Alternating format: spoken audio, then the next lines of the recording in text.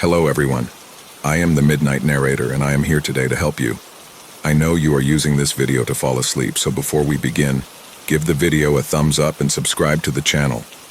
Write in the comments where you're from and what time you're watching this. Now get comfortable and relax. Life is weird. I've been through a lot, through my childhood and adolescence and all the way up to now. One thing all those years have taught me for sure though, life is weird. It brings joy and tragedy. I'll never forget that. Not after everything that's happened to me recently. Not after the horrors and bloodshed that engulfed my life. It all started so simply. So fucking simply. Well, I should probably start off from the beginning. I'm Rachel and I'm a librarian. I'm also lonely as hell. It's weird. I've got 2 master's degrees, I've got a permanent, full-time, high-paying job, and I'm a working professional.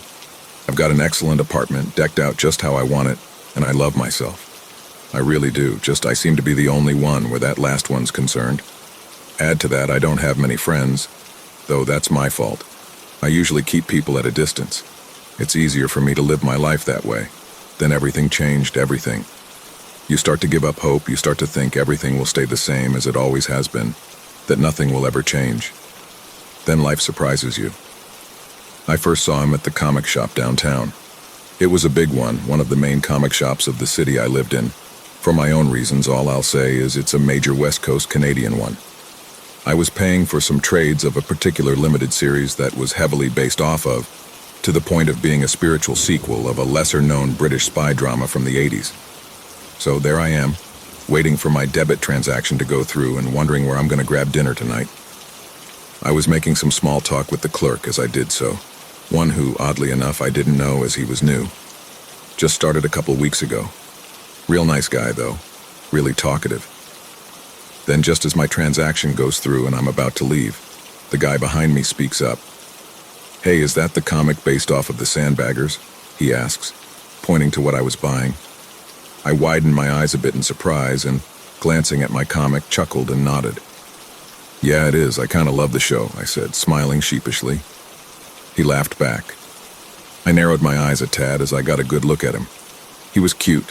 Tall, slim body, sharp face, hazel eyes, and dark hair that went down to his chin in waves. He had a soft look to him, innocent, sincere. I like those types. I don't know how to describe it, but I'm very good at picking out those types of people. Very good. So I wasn't creeped out when he started chatting with me after I'd finished my purchase. He quickly introduced himself. His name was Ryan, and then got to talking me up, walking me out of the store as he and the clerk nodded and waved at each other with familiarity, the clerk's big gold watch catching my eye. Ryan started gushing over how much he'd loved the Sandbaggers and how much he wanted to try the comic based off of it. I smiled hard. I loved that old show and thought it was one of the most intelligent shows ever written, and I said so. "What? That's nuts, that's what I think too. It is such a brilliant show." He laughed hard and a bright, delighted smile appeared on his face. I started to blush. I liked him. He was charming and he was easy to talk to. "Yeah, exactly," I said, nodding as we stood on the sidewalk outside the store. "What I love about it is that it's just so realistic. Like, it's what spy work actually is. Not some James Bond crap. There's not enough content out there like that these days." His eyebrows rose in surprise as I said that. "Hey, if you want to know what kind of good content is out there, I'm your guy. I have a degree in film studies and I write for this TV website. Editorials, that kind of thing." Now I was kind of interested. It did occur to me that this may have been his way of arranging to contact me later. Well, come on, that's exactly what it was, but you know, it didn't bother me, not a bit. "Sure thing, I'd love that. Here, let me give you my number." Taking his phone as he handed it to me, I entered it into his contacts database. He was starting to blush as he took it back from me. "I'll call you in a couple days with some TV recommendations, of course." That last part was thrown on at the end, kind of abruptly. I started to giggle because, like him, it was kind of cute. So that was that. We said goodbye and he headed off. I was about to head off, but as I checked my pocket, I realized my wallet wasn't there. My eyes shot wide open in terror as panic hit me. I calmed down a few seconds later when I realized that my wallet had to be in the store, because I did pay for my comic. Racing back inside, desperately hoping that no one had grabbed it and walked off, I was so relieved to see it lying there on the counter. The clerk there, chatting with his boss, nodded to me. "Hey, I kept it safe for you. I wanted to go give it to you, but you were busy with that guy." "Thanks so much," I gushed, breathing a massive sigh of relief. I grabbed it off the counter and jammed it into my pocket and turned to walk out. Then they started talking about something that chilled me to the bone. "Yeah, apparently the guy was just completely cut apart," the clerk's boss said to his underling in a low voice, but loud enough for me to hear. "That's nuts. How many people have been killed that way?" the clerk asked. "I don't know, a bunch. I have a friend on the police force, says it's a serial." His voice was thick with tension and fear. I was out of there in a second flat and walking quickly toward home.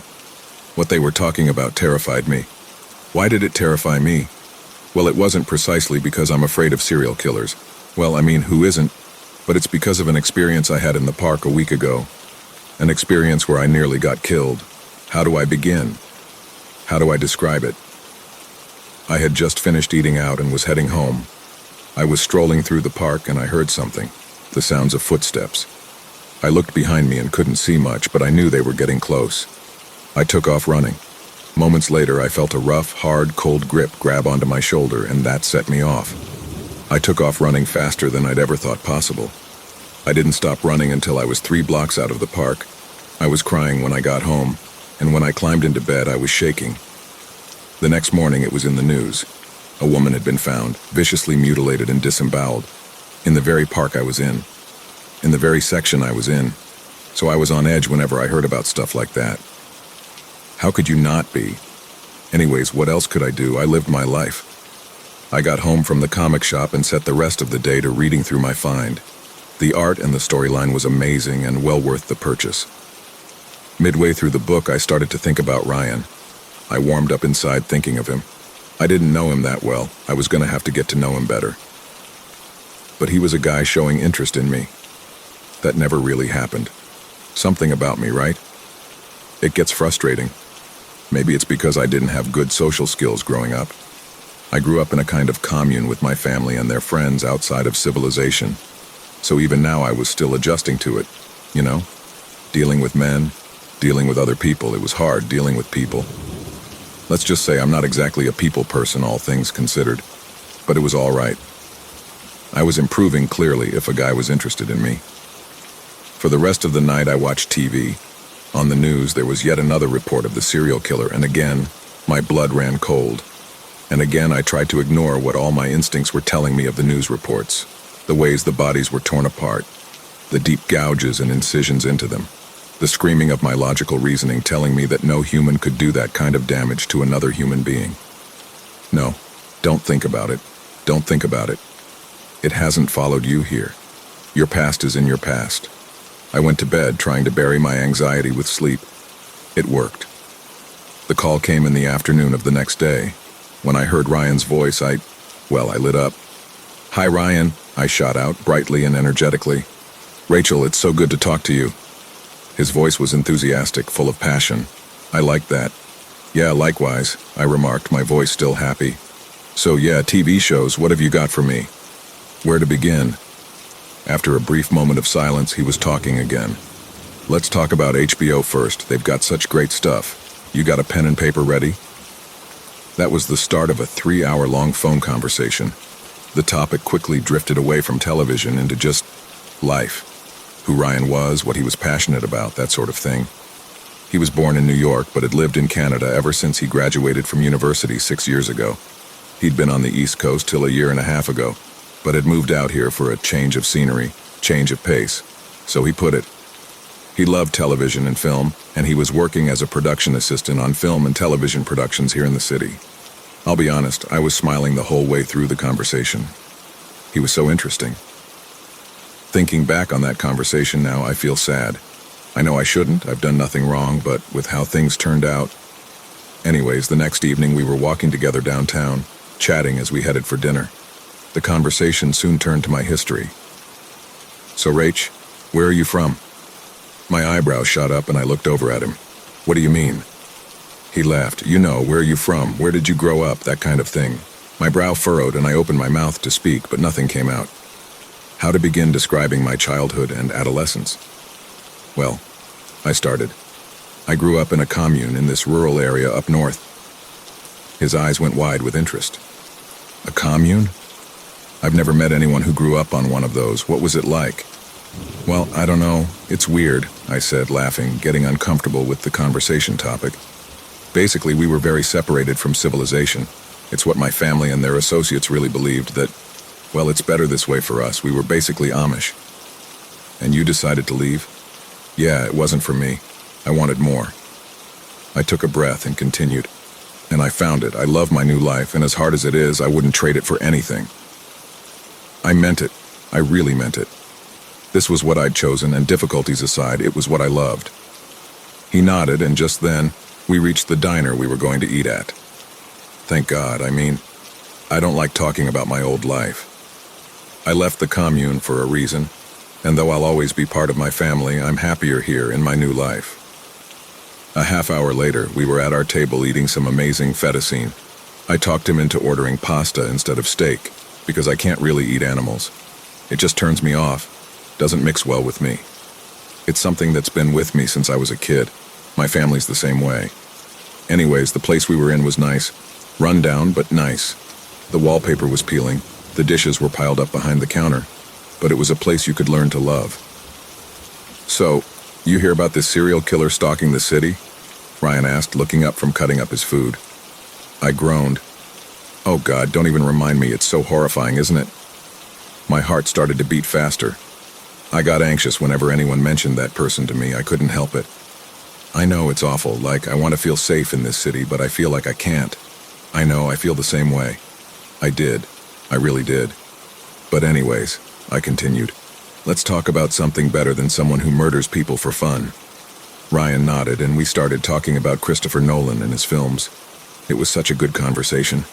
I always had such good conversations with Ryan in hindsight.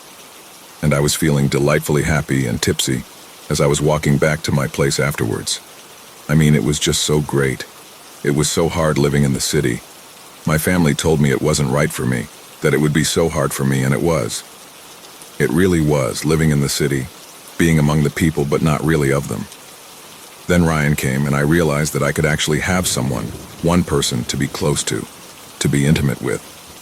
So yeah, my night was going pretty good as I had all that on my mind as I stumbled home slightly drunk. Except that it didn't stay that way. See, I started to feel like I was being followed. Then what I ended up seeing started to back up those feelings. It was about 15 minutes after I left Ryan that I had that feeling. I looked behind me, trying to look casual, but didn't notice much. I did take note of the people behind me, though. That would help me a lot later on. 15 minutes after that, I was walking down an alleyway by myself. I looked behind me, damned near terrified at this point, and I saw someone. Just one person. The same person who was a ways behind me 15 minutes earlier. He was wearing a dark coat, jeans, and a baseball cap tucked down to hide his face, in addition to his chin tucked down. His hands were tucked into his coat pockets. There was something about him, something odd, something familiar, but regardless, at this point, I wasn't taking any chances. I took off running, terrified of what might happen. The fear my parents had bred into me of the outside world lit up inside of me like a Christmas tree. I didn't stop until I got back home. As I slammed the door behind me and locked it, my heart was beating like a jackhammer inside of me, and I couldn't stop shaking. This had to be the guy. The guy that grabbed me in the park. It had to be. I collapsed onto my couch, still shaking just as hard as I had when I stepped through the door. Thoughts started flooding through my head. Fear, anxiety. Most of all, though, what my father had told me when I left the commune. "You're not ready for what's out there," he said to me. "You'll see. You'll see." I wish I could say I shoved his words out of my head, that I forced them out, but I didn't. I dwelt on them. I went over them in my head over and over and over. I still can't remember falling asleep. I just know that I fell asleep. The next morning was fine. I was still terrified, but I just went about my life. Showered, got dressed, went to work, tried to focus. Tried to put it all out of my head. That was it. For the next 3 months. Work, keep your head down, pretend everything's okay. I didn't tell Ryan.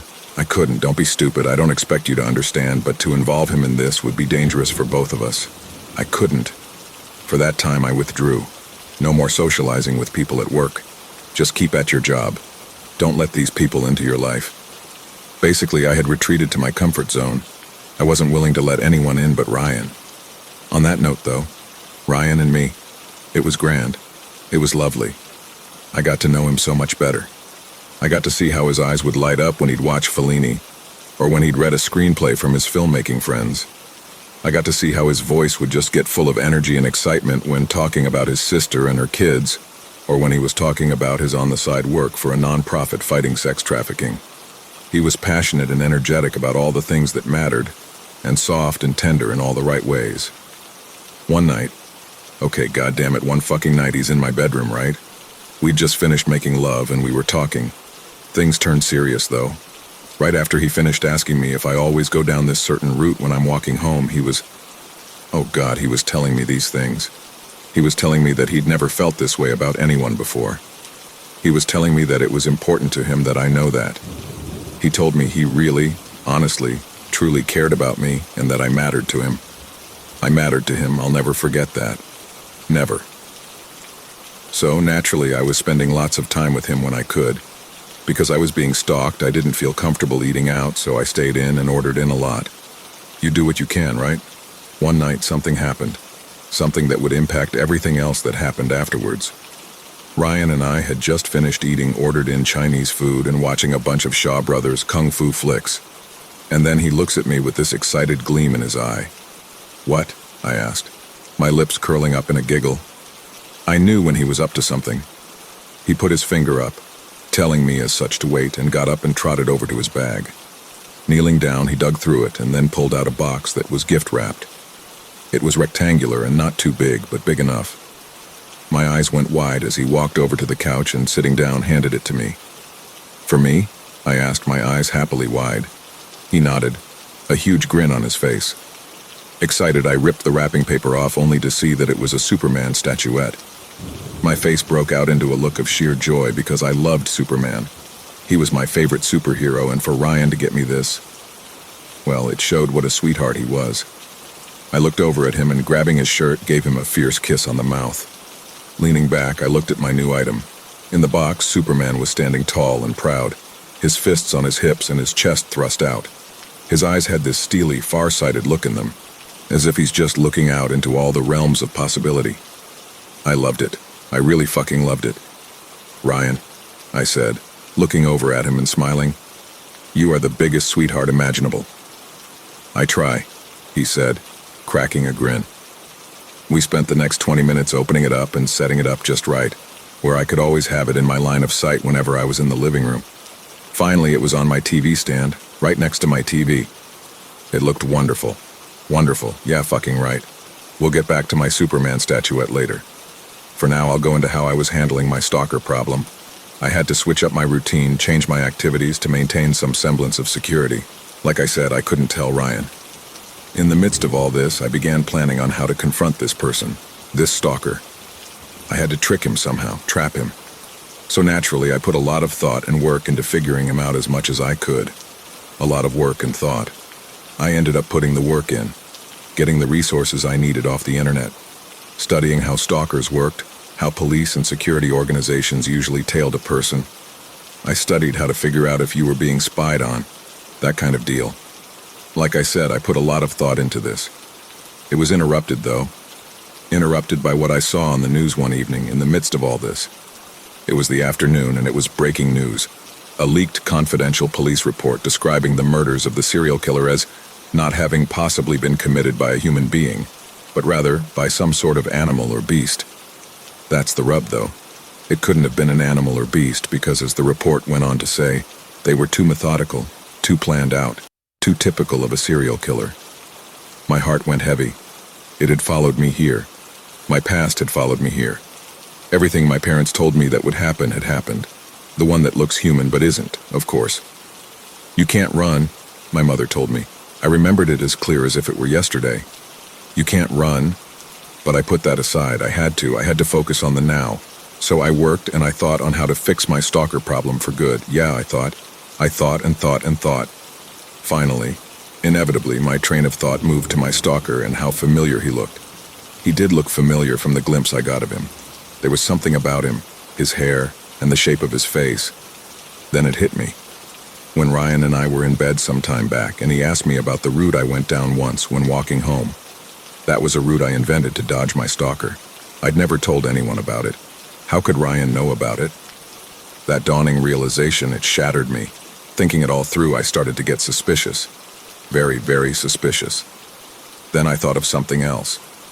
Immediately, I got up off my couch and moved over to my Superman statuette. I picked it up and began to closely examine it. Finally, I found a seam in the leg.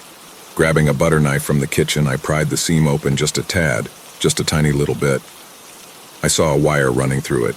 That was impossible. These statuettes had nothing electronic in them. I knew because I'd read up on them on the internet because I'd wanted to buy myself one. Prying the toy open a bit more, I saw it. A tiny circular piece of metal, the size of a dime, with a tiny square circuit board lodged on it. A bug. I immediately closed up the toy, put it back on my TV stand, and, my heart pounding so hard, moved back to my couch, sitting down. I had to calm myself down to keep from panicking because now this was real. Son of a bitch, it all made sense. Me meeting Ryan mere weeks after my first encounter with my stalker in the park, him knowing my route, him being too good to be true. As I thought about this, the night it occurred to me, I got up and I started to pace. I paced back and forth, and within 10 minutes I was sobbing. I was sobbing so goddamned hard and I couldn't stop. Of course, it all made sense. It was him all along. It had to be. God damn it, I had come out here to the city. I was built, made by my family to survive. I was made by my family to survive out here, and I let this happen to me. I let this creep up on me, and I was wrong. I thought I could be close to people. I thought I could form connections, intimate connections. I couldn't, though. I couldn't. I got over it, though. I did. I stopped crying, and I hardened the hell up. I hardened up, and I made a plan. Then I dedicated myself to following it through. The next day, I didn't answer Ryan's calls. I decided I'd tell him I was sick and in bed, and so I wasn't able to talk that day.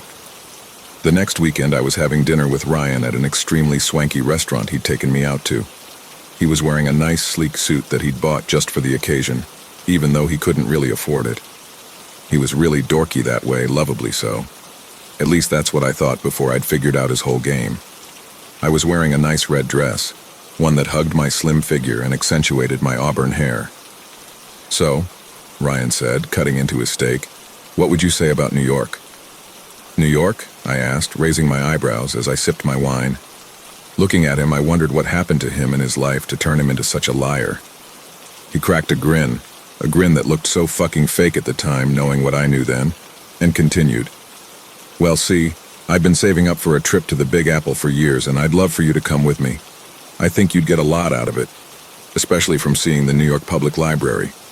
He then took a big bite out of his steak and was smiling broadly, his mouth closed as he chewed on it. Looking at him, smiling at me like that, lying to me. I hated him.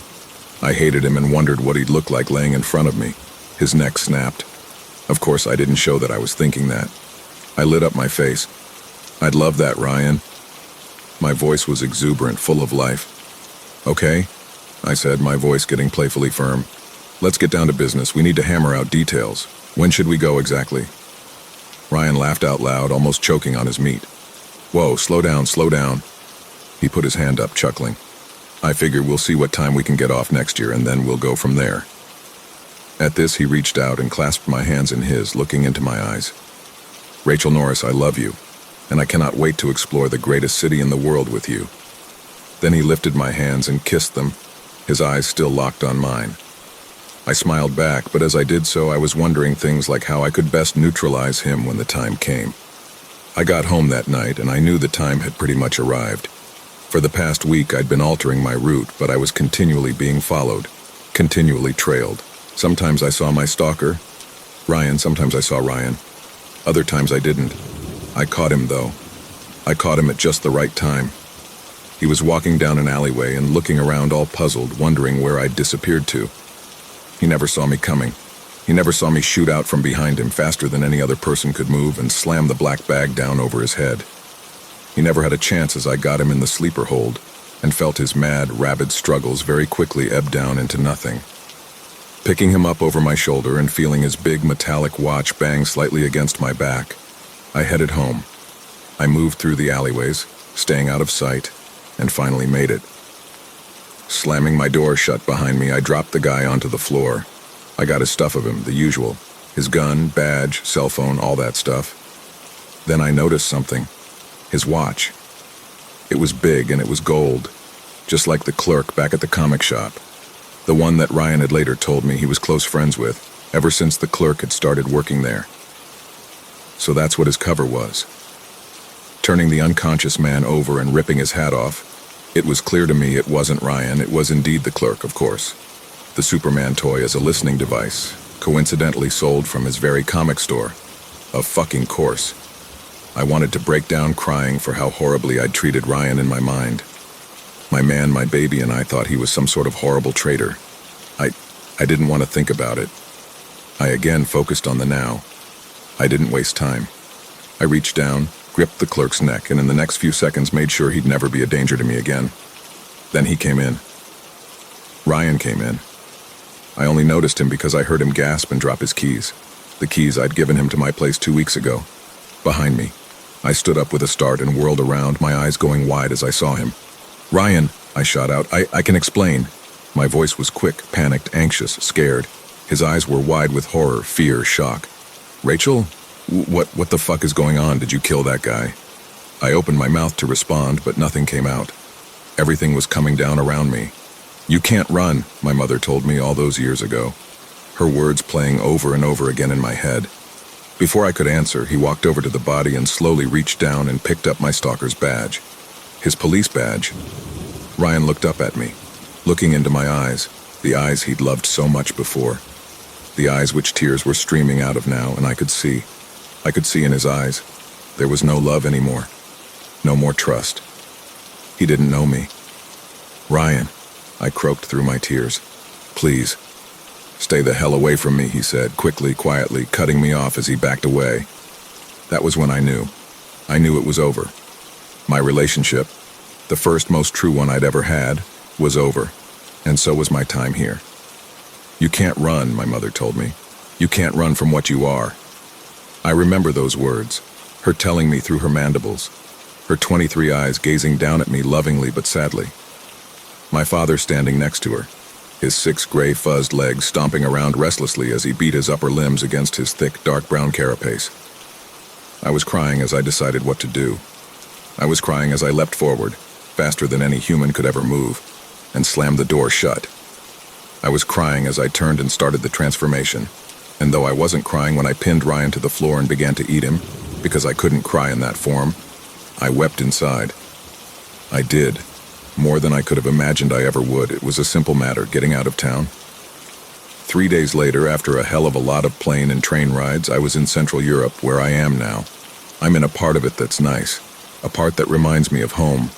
Home, where my family and my people and I would race through the forests and the fields in the dead of night, feasting on whatever animals we could find, but hungry, always hungry. Always hungry because animals could never compare to human meat. The hunger that drove me to the cities, to the human world, away from my people. And you know what? I'm still here. I'm still going to live here, amongst human beings.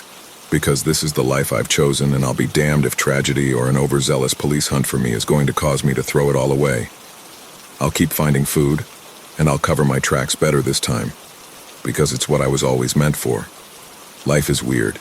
It brings so much joy, but also so much sorrow. I know now that I can't ever get close to anyone. All my connections, all my friendships, they all have to be fake, false, not real. It's hard, and I know there'll be times where I'm not sure if I can bear it. I chose this life, though, and you know what? In the end, I wouldn't trade it for the world. I wouldn't trade it for the world.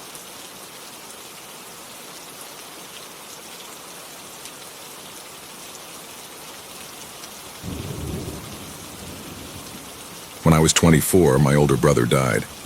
At the time, I was working as a customer support guy at a major internet service provider on the Canadian West Coast. That was my standby thing while I tried to figure out what I wanted to really do in my life. At that time, I had no idea what would enter into my life, both through my brother's death or the wires.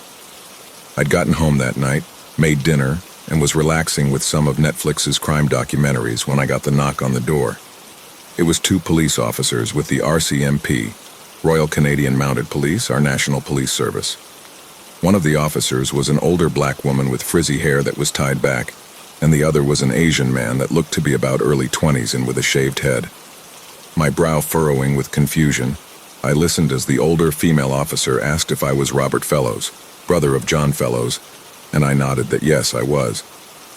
"Officer, what is this about? Has something happened to John?" I asked. I was getting worried, and it clearly bled into my voice because I saw the reaction in the officer's face. It looked pained, like she had something to say but didn't know how to say it. I glanced at her partner, same deal with him. In the few brief moments before she spoke again, I felt my heart drop within me. Something had happened, and whatever it was bad. "Mr. Fellows, I think we should sit down. Can we come in?" I nodded silently and numbly walked them into the living room and sat down on the couch while they pulled up some chairs and sat in front of me. It had happened about 3 hours ago. John was heading home from the office where he worked as a human resources manager. The way they described it, I could picture it so vividly in my mind because it was part of his usual routine. John would be driving home in his Mazda, humming along with the show tunes MP3s playing from his phone on the dashboard. Then, once he got home, he'd quickly change into his casual clothes and head out to see a movie. That was something he loved doing, both by himself and with me. He was a massive film buff, just like me. Except it didn't play out that way this time. As he was nearly at the bridge leading from downtown to the rest of the city, a drunk driver came out of nowhere and slammed into the driver's side part of John's car at over 150 kilometers an hour. John died on impact. As the police described what had happened, I found myself tuning out.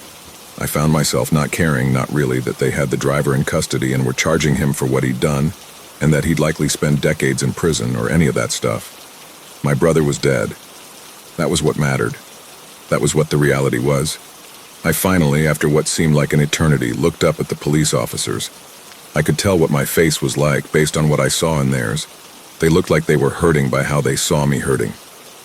After a moment of silence, the younger officer spoke. "There are services available for victims of crime. You can get in touch with those services by calling this number," he said, handing me a crisp-looking business card. I nodded and absent-mindedly dropped it on the couch next to me. The older officer said they would keep in touch with me about the progress of the driver's court case, and I distantly heard myself tell them that I'd appreciate that. And just like that, their visit was over. I showed them out and closed and locked the door behind them. Then I cried. I broke down crying so hard, the tears flooding down my face and my heart feeling like it wanted to shrivel up and die inside of my chest. I grasped my distorted face with my hands and let my back slam against my apartment wall. I slid down until I was slumped down on the floor. I stayed that way for the rest of the night, eventually sobbing myself into a deep sleep. In hindsight, I wish I'd have been able to get a hold of myself to notice what was happening in my house. The wires in my kitchen and living room moving of their own accord, stretching, tightening, loosening, dragging themselves toward me. I wish I had noticed that, but I didn't. John was gone. My best friend, the only one I'd had left after our parents had died when I was 16 and he was 25. We didn't have any other family. John and I, well, for my entire life, I never thought that any other pair of brothers could have been closer. I'd looked up to him all my life, and he'd looked after me my whole life. He always walked me home after school when I was young, always interested in how my day was. After I got old enough, he'd always let me tag along with him and his friends. He always had time for me and what was going on with me, and would support me in everything I felt I had to do. And when Mom and Dad died, he took care of me, moving us into an apartment and working ungodly hours every week just to provide. He was my brother, he loved me, and he was there. What more could anyone ever ask for? Even now, especially after everything that's happened. Even now, I still remember one thing he said to me when I was a teenager. It was just after we'd finished seeing our parents buried, and we were walking through the cemetery back to the car. He wrapped his arm around my shoulder and looked me in the eye and said, "Robbie, you know I'll always look after you, right?" I nodded, kind of understanding in a superficial way what he meant. It was true, though. He always did, no matter what. It's what happened after John died, though, that changed everything. It was the wires, you see. The wires so long and black and thick and thin, writhing around like a horde of snakes. Alive and hungry, always hungry. For the next month, I tried to live with my grief. It was hard, though. It was so hard. Most days I just went through the motions in this dull, numbed daze. It was like I was disconnected from myself, on the outside looking in. I didn't feel much aside from that dull, thick, hard ache in the core of my chest. As for my concerns, nothing mattered. Nothing was important. I didn't give a shit about movies, or trying my hand at screenwriting someday, or any of that. I didn't care about planning out my future, figuring out where I wanted to be in 10 years. Those things had occupied my mind so much until John's death. Now, they didn't. I didn't cry much after the first few days, but that was because all my tears had been spent.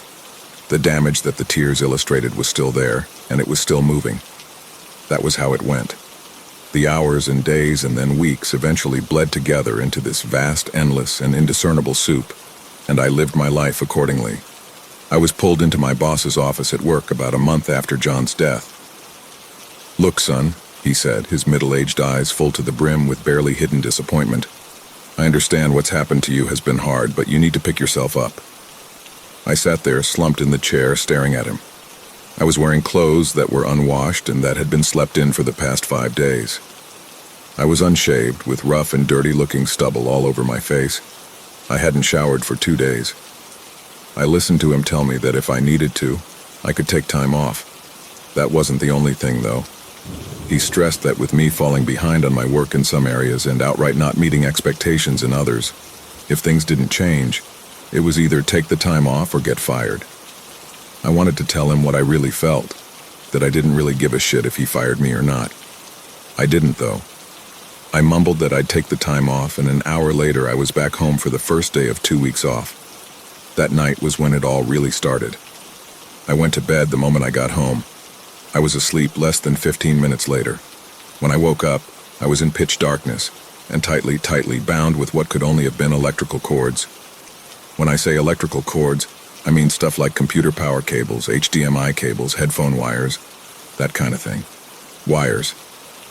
I blinked and tried to get my bearings. This was real, I soon figured out. I wasn't asleep. Somehow I knew it wasn't a dream. It couldn't be. I tried to move, but I couldn't because I was too tightly tied and constricted. My heart started to race as fear seeped into me, and then as that fear turned to terror. The wires, slick and smooth, roamed across my flesh, making it crawl. They tightened and loosened in perfect rhythm as if they were breathing. I felt my heart start to race and my breathing get more heavy, more frantic, until I wanted to do anything to get away, until I wanted to just scream at these things to get away. It seemed, though, that they could somehow sense what I was thinking because the speed of their travel across my skin and their tightness both immediately increased. As the pressure grew and grew, I finally screamed. In pure terror, I screamed, desperately hoping and wishing that somehow it would make a difference. Then I woke up. I shot up in bed, sweat drenching my body. I glanced around my room, my eyes shot wide open. After a few moments, I realized it was nothing. I was fine. It was just a dream. Dropping back onto my bed, I took in a deep breath and then exhaled just as deeply. Great, now I was having nightmares. Just fucking great. I rolled over and tried to get back to sleep, grumbling angrily as I did so. But I didn't get to sleep again that night. I couldn't. I didn't fully realize it until morning, but my subconscious must have. What I didn't realize was that the marks in my body that I noticed and felt with my fingertips as I lay awake in bed were grooves, the exact kind of grooves that'd be there if you were tightly bound with cord. So I lay there. I laid there and I thought of John. The next day I walked. I needed to get my mind off of John, off of the nightmare I'd had and the horrifying mystery of the grooves in my skin. So I went downtown and I just walked.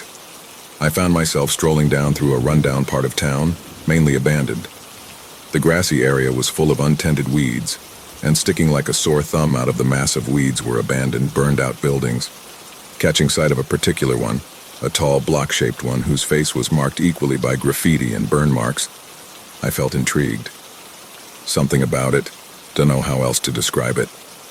As I was watching it, I noticed this stray cat, cute little thing, pure black, trotting on over to the building. I cracked a grin watching it. As I noticed it slip into the building, I decided that it might be fun to follow it, see where it's heading, that sort of thing.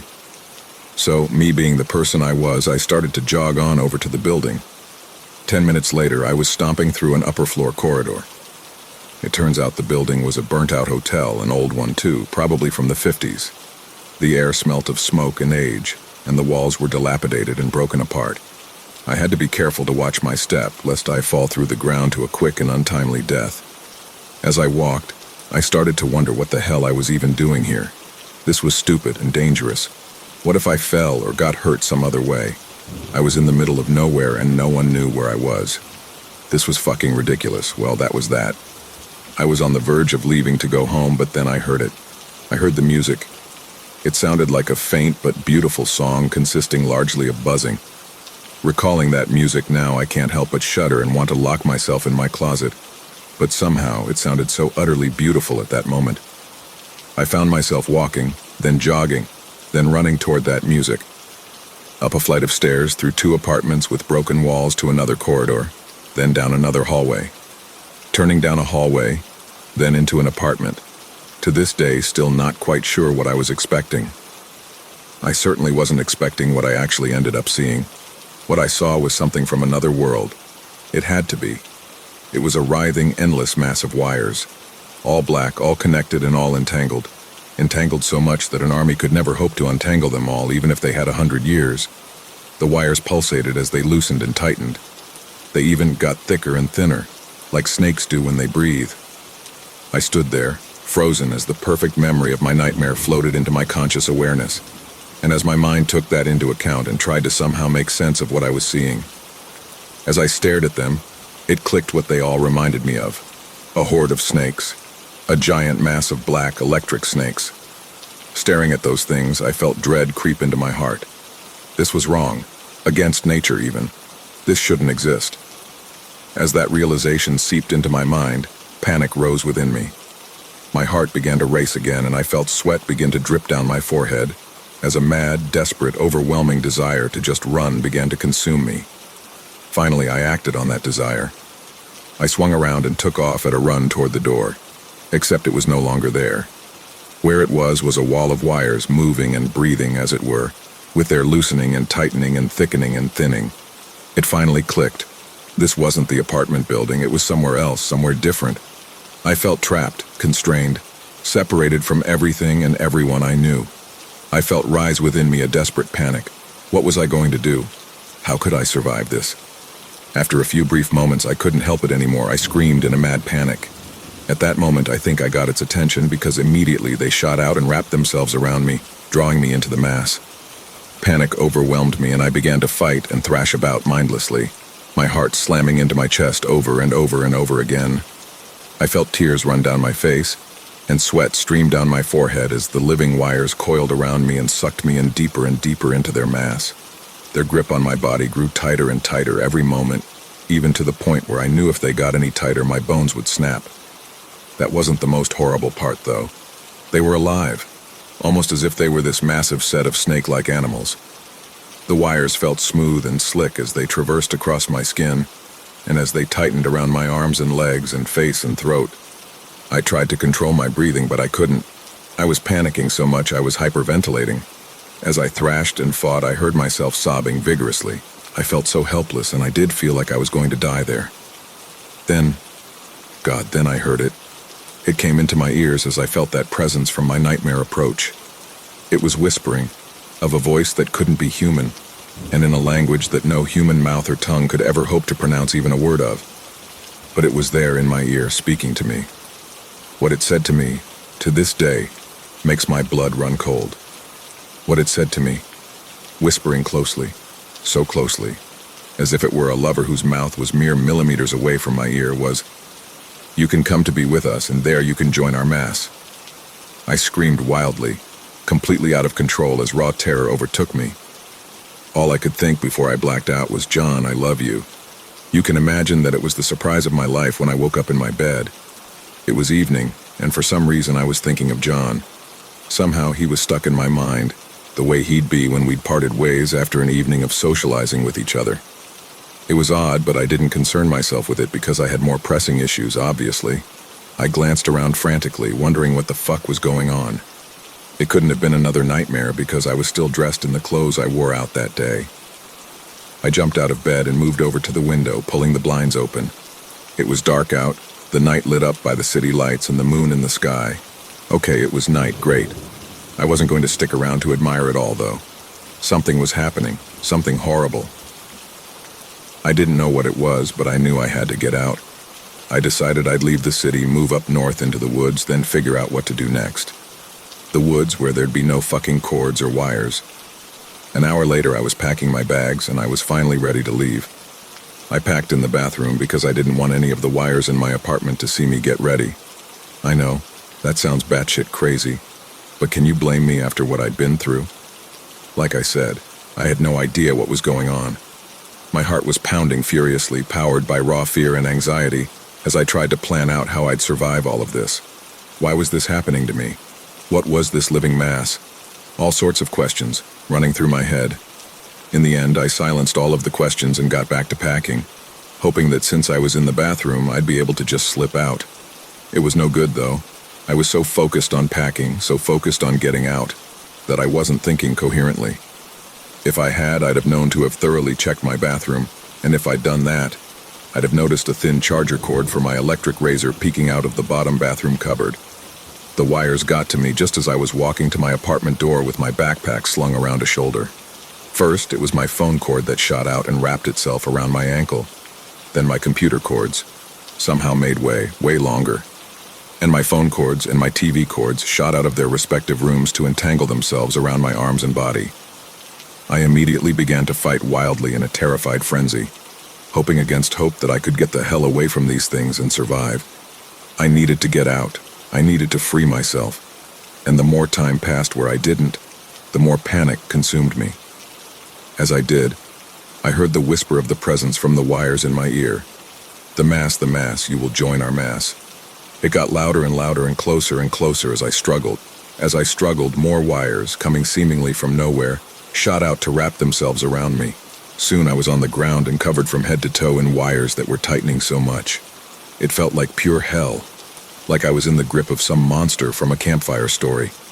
I didn't know what these things were, and I didn't know how to fight them. The more I struggled, the more they overpowered me. I had no idea what to do, and that only fueled my panic. In the midst of my fear, my breathing heavy and rapid and my bones feeling like they were about to snap from the grip of the cords, that's when I noticed it. My surroundings were starting to blur and shift and change. Where my apartment walls were seemed to flicker, and in between the flickering I saw a brightly lit yet dark mass of writhing snake-like wires. At this point I was going on pure animal instinct, fighting like mad while sobbing viciously. Thoughts of being consumed by this thing filling my mind and paralyzing me with dread. Then my God, my Savior, my amazing, wonderful Savior spoke to me. "Robbie," John's voice spoke to me from the deepest reaches of eternity. "You know I'll always look after you, right?" Something happened then. The all-too-close whisper of the wires turned into a terrified and agonized shriek. I closed my eyes in pain because of the shrill closeness of the shriek to my ears. It was because of the pain that I didn't notice the wires rapidly uncoiling from me and withdrawing from me.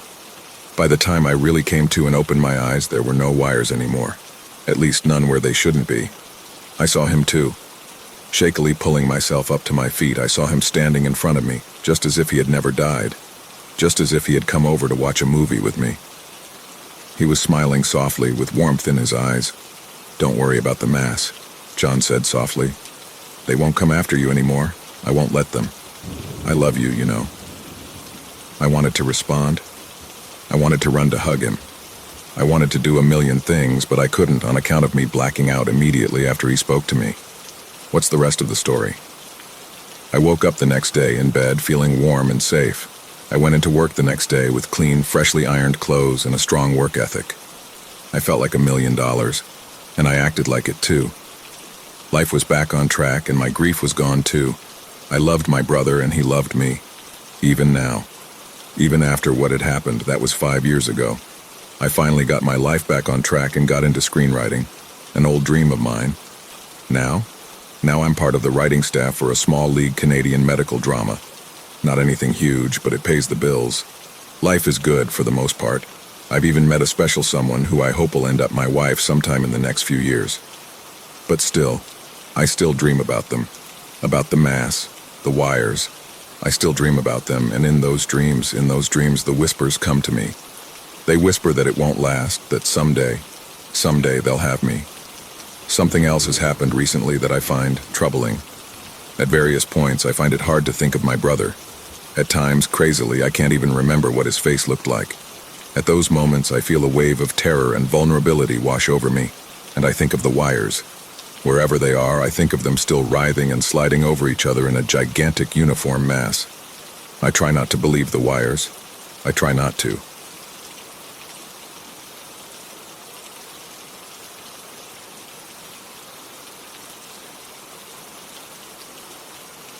Alyssa and I loved each other deeply.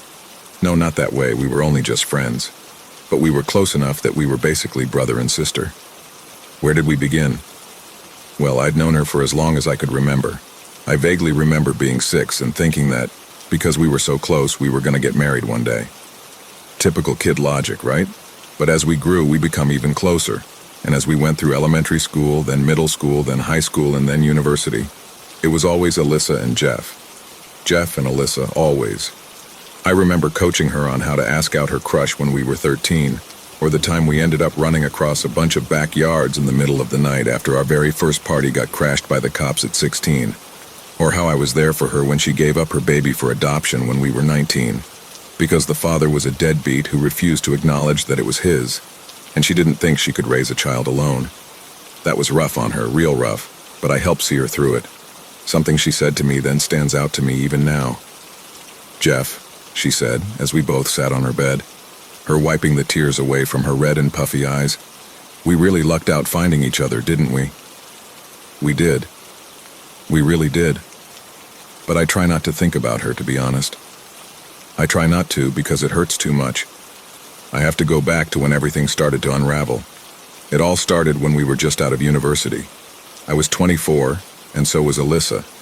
I was working as an office drone in downtown Vancouver, basic data entry bullshit. She, on the other hand, was a budding journalist. She'd been published in various papers and magazines, but she hadn't found sustainable full-time work. Yet, she would eventually. I knew she would. She was just that good. It was inevitable that someone would notice her skill. It was just that skill which got us into the whole mess to begin with. It was one warm, sunny July day about 7 years ago. I had just gotten out of work and was on my way to a dinner date with Alyssa. She really wanted to meet with me. There was something she was mega excited about. As I walked there, I was wondering about stuff, mainly my future, and the nature of my friendship with Alyssa. I mean, having graduated with a degree in history and with barely any work experience at all, I didn't have many career prospects. Hence my working as an office drone and wondering where I'd be 10 years down the road. But I did have one hope. But it was a long shot. Writing. See, I loved writing fiction and I did think I was pretty good at it. But I knew fully that it took a hell of a lot of luck, hard work, and knowing the right people to make it in that industry. Still, I was willing to try. And then there was Alyssa. I was starting to feel more warm toward her, but I didn't know what that meant. Was I falling in love with her? Did I want to be in love with her even if that shift was happening inside of me? She was my closest friend, and that relationship had served us well our entire lives. Would stepping forward into romance risk throwing all that away? Thinking about all this, yeah, total mess. Anyways, I finally got to the diner. I stepped inside, peering around. I'd never been there before, but it was one of Alyssa's favorites. It looked kind of run down, but in a cozy kind of way. The wallpaper was peeling, there were scuff and scrape marks all over the floor, and a couple light bulbs kept flickering, but somehow this felt like the kind of place you could have a deep, intense conversation in. Scanning the inside of the place with my eyes, I spotted Alyssa sitting at a table, intensely focused on an open file full of papers in front of her. Idly looking up, she spotted me, and her eyes lit up in excitement as she waved me over. As I settled into the diner booth across from her, I was curious about why she'd called me here. She sounded excited as hell when she talked to me on the phone as I was getting off work. I figured it had to do with something she was investigating. She always shared her big scoops with me whenever she found them, so I figured that had to be it. As it happened, I was right. "Jeff!" she exclaimed, her voice bubbly and energetic. "You won't believe the lead I'm on." From the way her voice sounded and the look of her eyes, I could tell this was serious business. "All right," I asked slowly. "What is it?" A wide grin appeared on her face. "First," she said, holding up a finger, "you know all about the people going missing lately, yeah? I should explain. Back then, There was a rash of folks going missing. Some here, some there, from various parts of life. Not really enough to form a pattern, at least outside of the minds of dedicated folks like Alyssa, and not really enough to set off a citywide police operation, but enough. I'd mainly heard about it from Alyssa, oddly enough. Yes, Alyssa, I said, cracking a smile. I do remember you telling me all about it for the past month. Nodding excitedly, she continued. Good. So, long story short, I have a lead on who could be behind it all. My eyes went wide. If she was actually onto something legitimate here, this could break the whole matter wide open. It'd be big. Not even making her career big, but big as in taking down a serial killer the police didn't even know about big. Now I was interested. All right, tell me more, I said, leaning in. Pushing her papers toward me, she started going through them. All right, so basically people are going missing, right? Well, I've been tracking who's gone missing and what their usual routines and travel patterns in the city are. That information, combined with the network of homeless informants I have... Wait, you have a network of homeless informants? I asked. Cutting her off, my eyebrows raised in an expression of surprise. She looked surprised. Yeah, totally, you help them, they're willing to help you. Works well for both of us. I shrugged and motioned for her to continue. Anyways, yeah, a network of homeless informants. They've been giving me information on when they've actually seen the people get grabbed. Wait, I cut in. They actually witnessed the abductions? Alyssa, you and them have to go to the cops with this. Leaning in, she spoke urgently. We did. Only the police wouldn't believe a word we said. Look, just let me finish, okay? I nodded, and she continued. It's what they actually saw when they saw the people get grabbed. Now let me tell you, I didn't believe it at first. But every person in my network who saw something, and these are people from across the city, who don't even know the other people who witnessed stuff, says the same thing. She paused, took a deep breath, and finally dropped the bombshell she was holding back. They saw these people hanging around darkened spaces like alleyways or building alcoves, stuff like that. Always at night. And then they saw these little machines, mechanical creatures. Machine elves, one of my informants called them. Little mechanical dwarf figures with these sharp, pointed ears. My eyes must have shown that this sounded crazy as hell because she started to speak more quickly, trying to hold my attention. They saw them basically swarm the people in question, render them unconscious somehow, and then drag them away. I leaned back and tried to figure out how to break it to her. This wasn't real, she was being bullshitted. Or maybe not, maybe the people telling her this actually did believe they saw that, but come on. It couldn't be real. It couldn't be. Alyssa, I said carefully, look, this can't be real, She cut me off. Jeff, listen, I know it sounds crazy, but it's worth some digging, don't you think? I was stuck. Slowly shrugging and figuring it'd be a way to get her off this track, I went, yeah, but...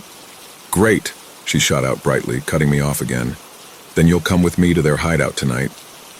My eyes shot open wide. What the fuck? First off, she wanted me to come follow her on this wild goose chase. Secondly, she found their fucking hideout. I started to stutter out. She took my confusion as an opportunity and said, Great. It's agreed then. Come on, I'll lead the way. And with that, she had taken her papers, put them into her messenger bag, and was up and heading out the door. I was left sitting there, really wanting to tell her, no, we weren't going to go there together, this is crazy, and I'm going home. I wanted to do that. What actually happened was me muttering angrily under my breath as I got up and followed her out the door, and then proceeded to follow her to wherever it was that she was leading me. It took us an hour to get there. First, we transited near the place, then we walked the rest of the way. She ended up leading me to an abandoned warehouse deep in the city. She led me to a back door, and I was just wishing I'd been strong enough to stand up for myself and go home. But I couldn't. I felt loyal to her, like I had to see this through with her. Trying the door, she found, to my surprise, that it was unlocked. She pushed it open and flashlight pulled out and switched on, stepped inside with me following her. What we saw there will haunt me forever. It was a horror show. Blood streaks all over the walls and floors, not only that, but dismembered body parts. Arms, legs, hands, feet, chunks of flesh and gore. Just littered all over the floor. The place stunk with the smell of blood and rotting flesh. I brought my hand up to my face, trying to stop myself from vomiting at the horror of it all. I glanced over at Alyssa, and her reaction was the same. This was it.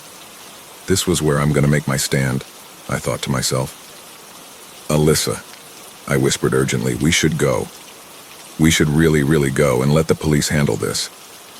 Her response surprised me. No, we need to go deeper, really get evidence that these machine elves exist. Her tone was firm and resolute. Before I could argue, she headed off deeper into the warehouse. Well, what do you think I did? I followed. As we ventured deeper into the warehouse, I noticed that the air kept getting warmer and warmer as we went further in. There was also an odd glow coming from deep in the warehouse. We also heard the sound of metallic movement and scraping, which got louder and louder the deeper in we got. Finally, we approached a slightly ajar door, which had a bright light shining behind it, the air thick with the heat radiating from the room ahead. My heart pounding and my blood pumping, and terror and tension rushing through me, Alyssa and I peered through the crack in the door. What we saw still makes my blood run cold. It was a wide open space with the floor covered in fresh blood. The lights were on, casting a dull glow over all that was happening. Littered across the floor were fresh corpses in various states of dismemberment. Limbs and even organs replaced with mechanical parts that crudely resembled what had been removed. That wasn't what made my heart freeze, though. What made that happen were the mechanical beings operating on the bodies. They were made up of various plates and sheets of metal, sharp corners and edges all over their metallic bodies. They were the size of dwarves, think Santa's elves, and their ears were sharp and pointed. How the hell could they be moving? How the hell could they be alive? They weren't robots, because every now and then we got a glimpse of their insides through the gaps between the metal. There were none. No interior materials. They were literally just a bunch of metal stuck together, and yet they were alive?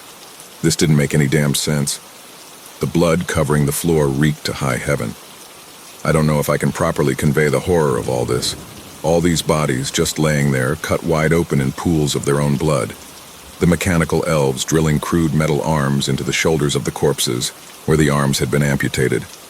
Gently putting a crude metal fashioning of a heart into the chest cavity where a real heart had just been. All the bodies.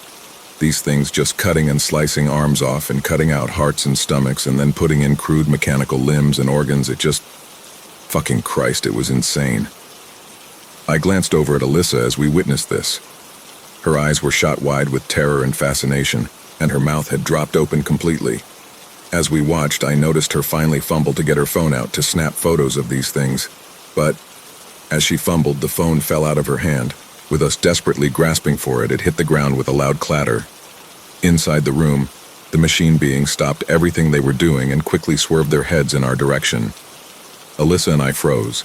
For a couple brief moments, the two of us and all of them were frozen, staring directly at each other.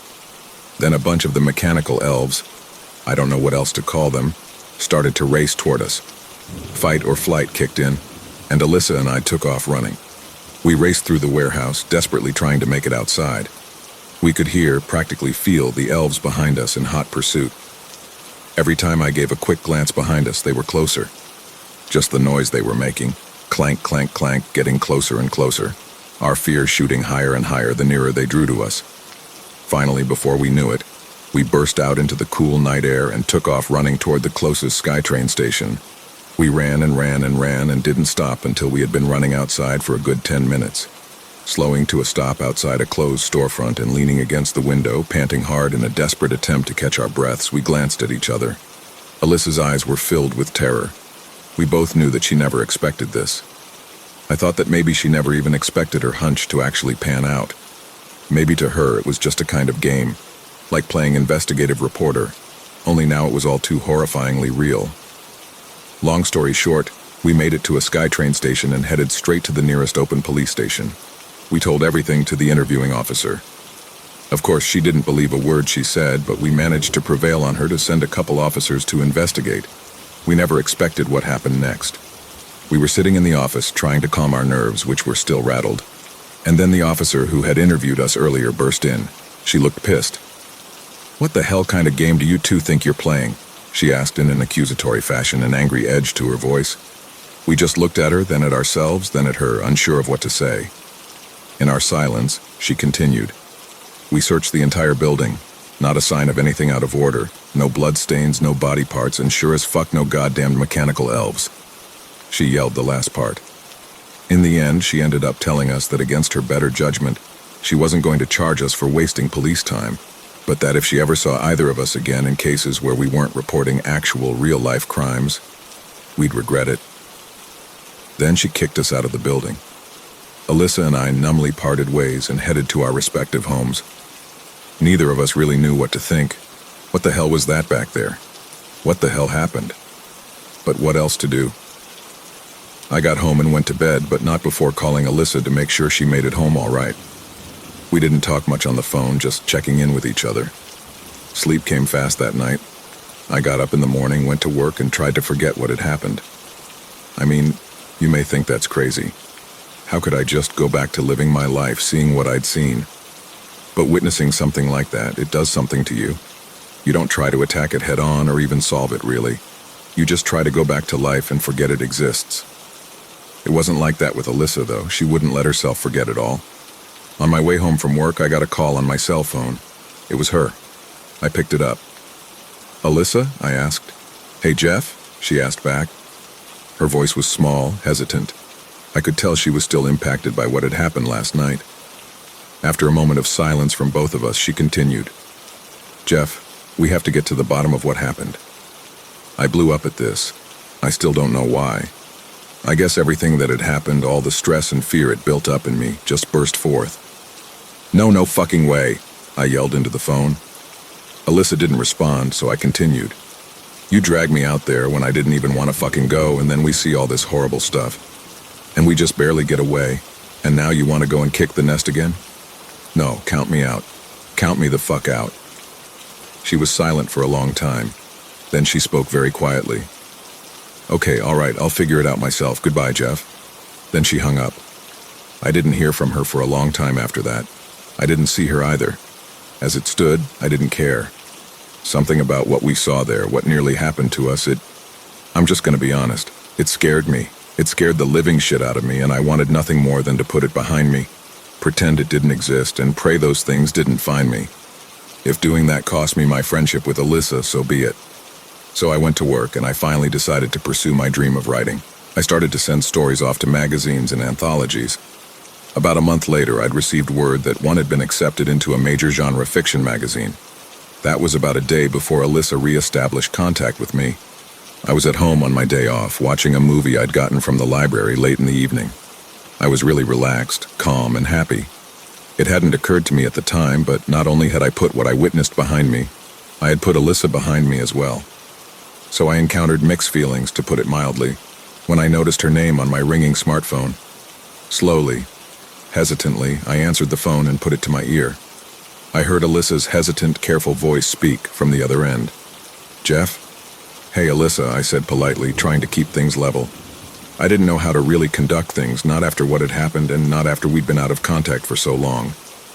"Jeff, look, I need to say something." "Okay," I said simply, waiting for her to continue. "I'm sorry for everything that happened. I shouldn't have dragged you into it, and I know you were really in over your head. I mean, Jesus, so was I. And I'm sorry for that." She paused, then she continued. "But I need to see this through. I've tracked these mechanical things back to their hideout. I'm ending this tonight. You can come with me if you want. I hope you do. But one way or another, this ends." I started to protest, but she cut me off. "I'll text you the address, bye." I sat there, stunned. So this was it, huh?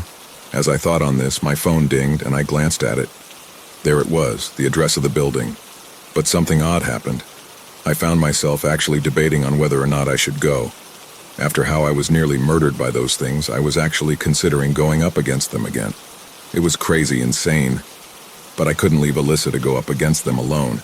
I mean, for God's sake, she was my friend, my best friend.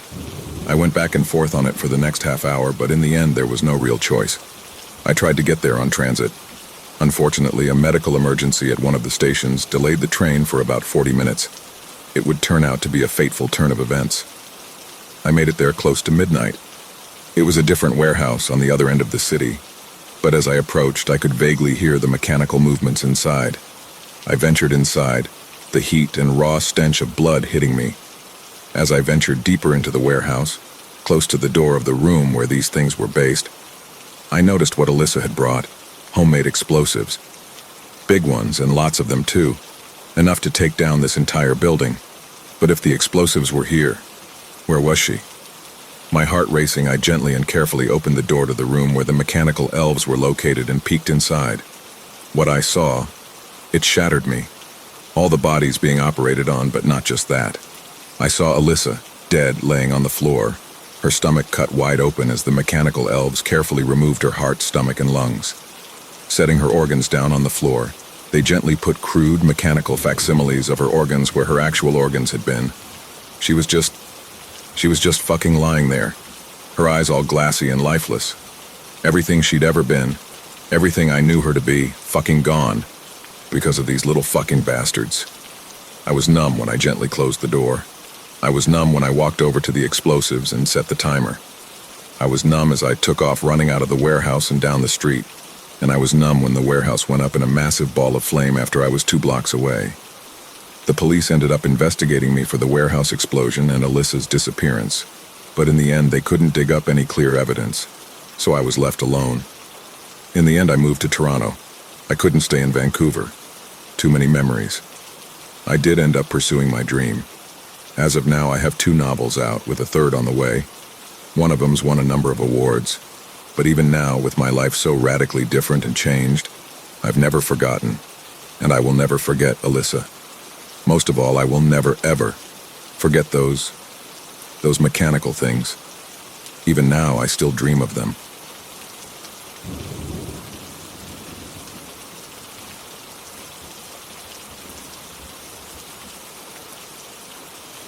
Lots of people remember their first time. For some, it's utterly amazing. Others so horrible and embarrassing that they'd rather not think about it, and everywhere in between for a lot of others. But you do remember it. Mine? I'll never forget mine. I can't. Not with what it led to. I was 19, attending university on the Canadian West Coast. I'd rather not say which one, but I'll give you some hints. It's major, big, and old. I was at a party being thrown by a rich classmate of mine. He was from Hong Kong, and his dad was this big executive or something and owned a pretty decent mansion in Vancouver. The student, his name was Calvin, lived alone in it with his teenage brother and had a pretty sizable range of funds to draw from to support himself. So, I'm at the party, right? Trying to avoid Calvin noticing me. Yeah, that's another thing. See, I wasn't actually invited to this thing. Back then, I was an incredibly awkward person. I just didn't click with others. I'd try my best to socialize, make friends, and people would be nice back. Yeah, but they wouldn't really put any effort into me. I wasn't worth it, apparently. But I did want to change that. I really did. So when I overheard Calvin give the address and time for the party after I got out of our history course, well, I made it a point to show up there. Anyways, I'm at the party sipping on my beer and trying not to stand out. I was watching everyone around me and they seemed so happy. Peaceful, like all this was second nature to them. But I felt out of place, like I didn't belong. What are you even doing here? I was thinking to myself. This isn't your scene. Just go home and spend the night playing some Call of Duty like you know you want to. Finally, I decided to do just that. So I set my beer down on a shelf nearby and started to make my way toward the door. And that's when she stopped me. She stepped out right in front of me. Short, with long raven dark hair, framing a round pretty face. Dark green eyes. She was wearing this polka dot dress with a leather jacket over it. Frowning, she reached out and touched my arm. "You're not leaving so soon, are you?" she asked, concern in her voice. Trying to play it cool, I shrugged and looked around. "Yeah," I said all casually. "This isn't really my scene." "Oh, nonsense," she said, smiling. "Come on, you'll have a good time. You just need to give it a chance." Motioning to the couch in the living room, she said, "Come on, sit with me. We'll see where the night takes us." You need to understand why I did what I did. Here was a pretty girl expressing some sort of interest in me, and who knows, maybe she was right. Maybe I just did need to give it a chance. Now, of course, I wish I'd just blown her off and kept on toward the front door. But we can't change what's happened, so I'm sitting on the couch next to this Missy. That's what she told me her name was. We were chatting, just making small talk. "So, what's your goals in life?" she asked, smiling softly. I laughed. "God, leading into the big questions, huh?" She laughed back. "I think it's best to get to the core of who a person is first. Waste less time that way." "Well," I said, looking up and searching my mind. "I don't know. I'd love to write." Be a journalist and a novelist. It's what I'm passionate about, I guess. I was being as honest as I could be. I was passionate about writing, always had been and still am to an extent. Maybe by now I'd have made it somewhere with that, if circumstance hadn't changed my path. Ooh, the mysterious writer, she said, grinning wickedly. What would you like to write about in terms of both fiction and journalism? Oh, I replied. Well, I'm into labor advocacy and grassroots activism. Maybe aim to write for a progressive magazine of some sort. Maybe an outright socialist one, in terms of fiction. I searched my brain. Something meaningful. What it means to be human, the human condition. She nodded, taking it all in. As she did so, I leaned into the couch more and spoke up. Now tell me about yourself. Her facial expression shifted to one of surprise. Me? Then she laughed. Oh, I'm nothing interesting. I cracked a grin. I find that very hard to believe. What are you doing in Vancouver? She laughed. Just wandering, I guess. She paused, then continued. I came here from Los Angeles. I'm searching, I guess. Just trying to find what I'm meant for. On an adventure, I guess. At that, she cracked a grin and giggled. That is so interesting, I said, really taken in by this person. She looked around, then back at me. You want to get out of here? I blinked. Was this going to lead to what I think it was going to lead to? What the hell, I thought to myself, I might as well go for it. I mean, when will I ever fall into a situation like this again? I nodded and said that that'd be cool. So, we got up, got our stuff, and headed out. An hour later, I was back at my studio apartment downtown, pressed up against the wall with her kissing me and trying to get my shirt off. Now I have to describe what this was like for me. I was excited as hell, yeah, but I was also extremely nervous. I mean, I'd never been with a woman before. What if I was so horrible that she laughed her ass off at me and told me to get out?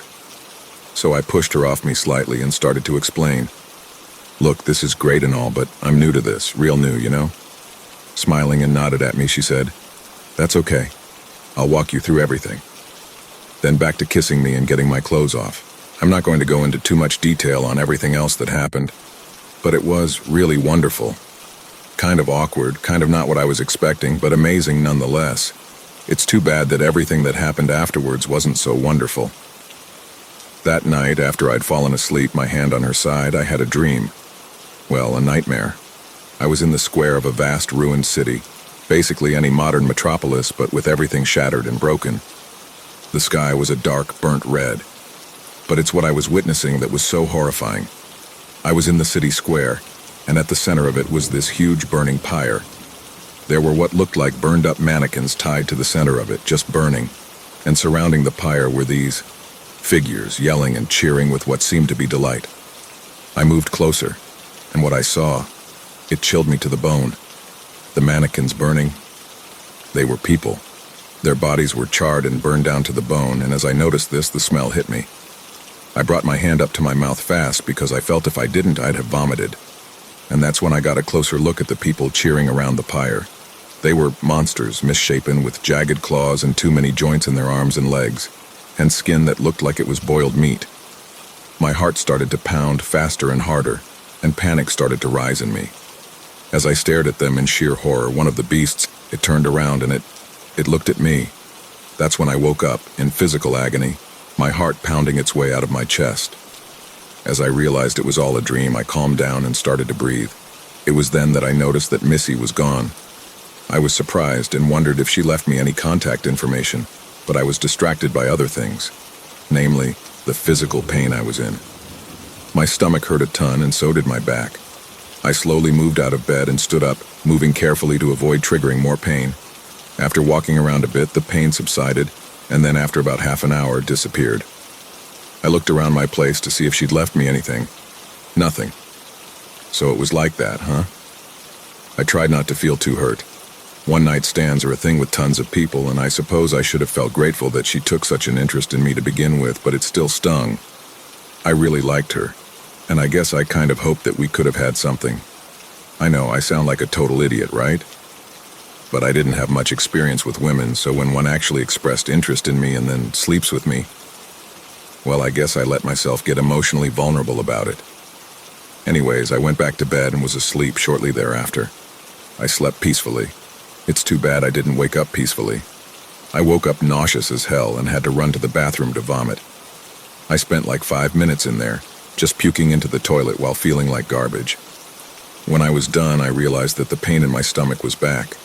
Not only that, but I noticed these odd red bumps on my hands and abdomen. Fucking great, I thought to myself.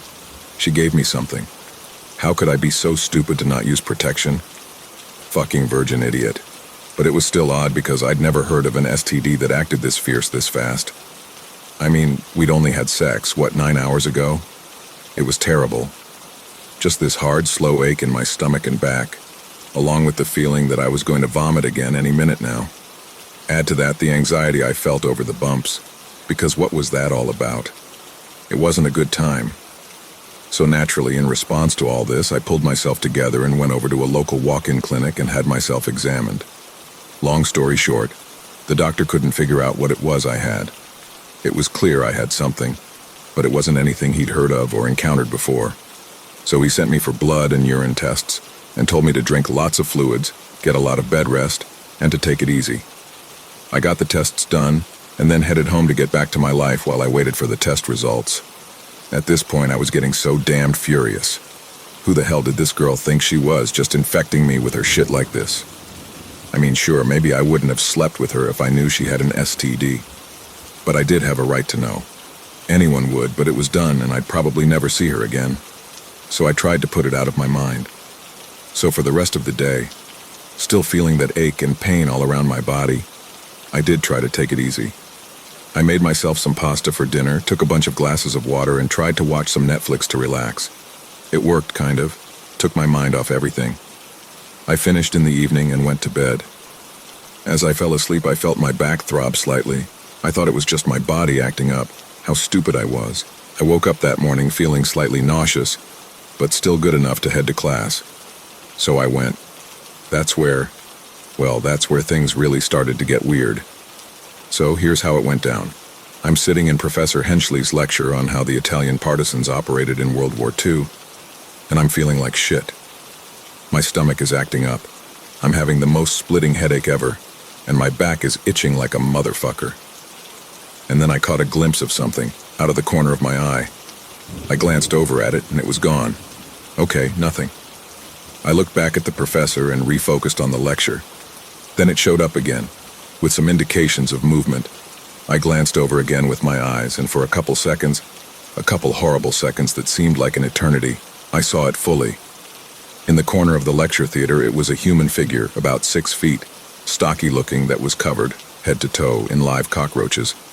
There were so many of them that you couldn't see beneath them, just this standing mass of cockroaches. I saw it. My mind clicked as to what it was, and then almost immediately, purely in reaction, I leaned forward and puked my guts out onto the lecture hall floor. I felt this huge mix of emotions as I vomited and finished. Shame, humiliation, and fear. Rabid, panicky fear. The professor started to say something about how I was excused since I was obviously too sick to be in class. I don't remember exactly because I wasn't paying attention. I was up and running toward the doors to the lecture hall, needing to get out, my fear and panic fully in control. I raced home, slamming and locking my door behind me as I arrived. Leaning against the door, my eyes wide open in fear and my heart trying to beat its way out of my chest, I hesitantly and fearfully made my way to my bathroom. Running the water and then splashing some in my face to sort of snap me out of it, I looked into the mirror.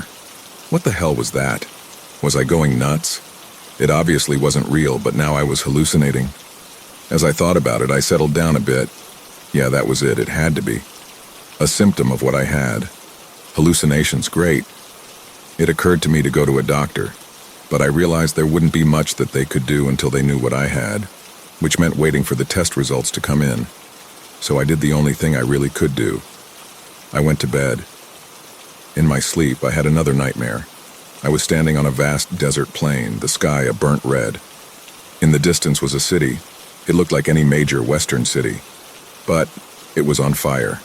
Vast plumes of black smoke rose high into the sky, over massive streams of flame that were consuming the city. It then hit me that I could feel the heat, the strong, overwhelming burning heat, even from this distance. I turned and I saw, I don't know how to describe it, a beast, a monster, jagged claws, a misshapen body, and a mouth too big with teeth too sharp and too bloody. We made eye contact, and then I woke up, in agony. I don't remember much because of the pain. I just remember hitting the floor and feeling like my body was being torn apart from the inside out.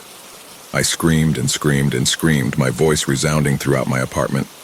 As it continued, I began to notice where the pain was the most. It was on my back. It felt like something was trying to push out, and then it happened. I felt my skin rip open and blood splashing onto the floor next to me. Something reach out. My face lying on its cheek, I saw a jagged claw connected to a burnt, red-skinned arm, the size of that of an infant. The same physical material I'd seen connected to the beast in my dream, plant itself on the ground. Then, as this thing climbed out more, another claw planted itself on the ground. As it pulled itself out more and more, I felt like every one of my organs was being ripped apart. I was screaming so hard my throat burned, and the tears ran down my face like streams of water. Finally, the beast, was out of me, tumbling onto the ground. It was the size of an infant, but its razor-sharp teeth still too big for its mouth. And then, oh God, this was impossible, it started to grow. Fast. It expanded and grew, and its shape changed as it grew. Finally, it was a full-grown being, standing what looked like 6 feet tall. At this point, the pain got to me. I started to lose consciousness. As I did so, I got a brief glimpse of this thing, the very same beast I'd just seen in my dream, start to climb out my window, only as it did so, shifting in shape, shifting to a human form. I woke up the next morning, the pain gone, all of it. No more nausea, no more pain. I immediately ran to the bathroom to check myself. I was fine. I checked my naked back in the mirror, no scars, just minor dried blood stains. You would never have guessed some monster clawed itself out of me there. I stared at myself in the mirror for a long, long time after checking myself. I didn't know what to do, but I knew I'd have to find out what happened to me, what it all meant. I dropped out of school 2 weeks later. I just couldn't expect myself to focus on something as mundane as a university education when I'd just experienced what I'd experienced. I had to support myself, though, and since I didn't have student loans to rely on anymore, that meant a job. So I got one at this major comic shop downtown. It was decent. I worked, I got paid, and I paid my bills, and every inch of free time I had at home, I devoted to learning what I could about what had happened to me. It took me 6 months, but in that time I managed to dig things up. I spent a month finding the right people on Twitter, various obscure message boards, and other nooks and crannies of the internet. Then I spent another few months getting them to trust me. Finding the information took me to a lot of places. Seattle to meet with this anarchist collective that had someone who had run into Missy a year ago. Then other places, Portland to meet a professor who had done some research into various obscure cults, and then a hacker who could get me a classified FBI report on the group Missy was a part of, and more various places and people that had info I needed. Finally, I had amassed a ton of information, a lot of it secondhand, hearsay, and circumstantial, but enough. A doomsday cult, its name lost to time, so it was only known as the Way. I read and I read and I read on the figure who would be called the Maiden, who would plant the seed of the Harbinger in one chosen. A Harbinger who, once entered into the world, would take the form of a man and prepare the way for the great dawn. A time when those from beyond, where the Harbinger had come from, would arrive and change everything forever. So that was it. It was all so clear. And so was my path forward. It took me a long while to track the Way's movements after I figured out they existed. I learned a lot in that time. How to survive on the streets, how to evade law enforcement, and how to make nice with various dangerous types of people. They led me all across North America, from the Yukon to Florida to Mexico, and now finally to New York City. I've tracked Missy, the Harbinger, my son, and a bunch more of them to an abandoned warehouse in the city. I'm just a short walk away. I have an M4 rifle, body armor, some grenades, and a shitload of ammo. I didn't start this, but I sure as fuck will end it. It ends tonight, one way or another. Wish me luck.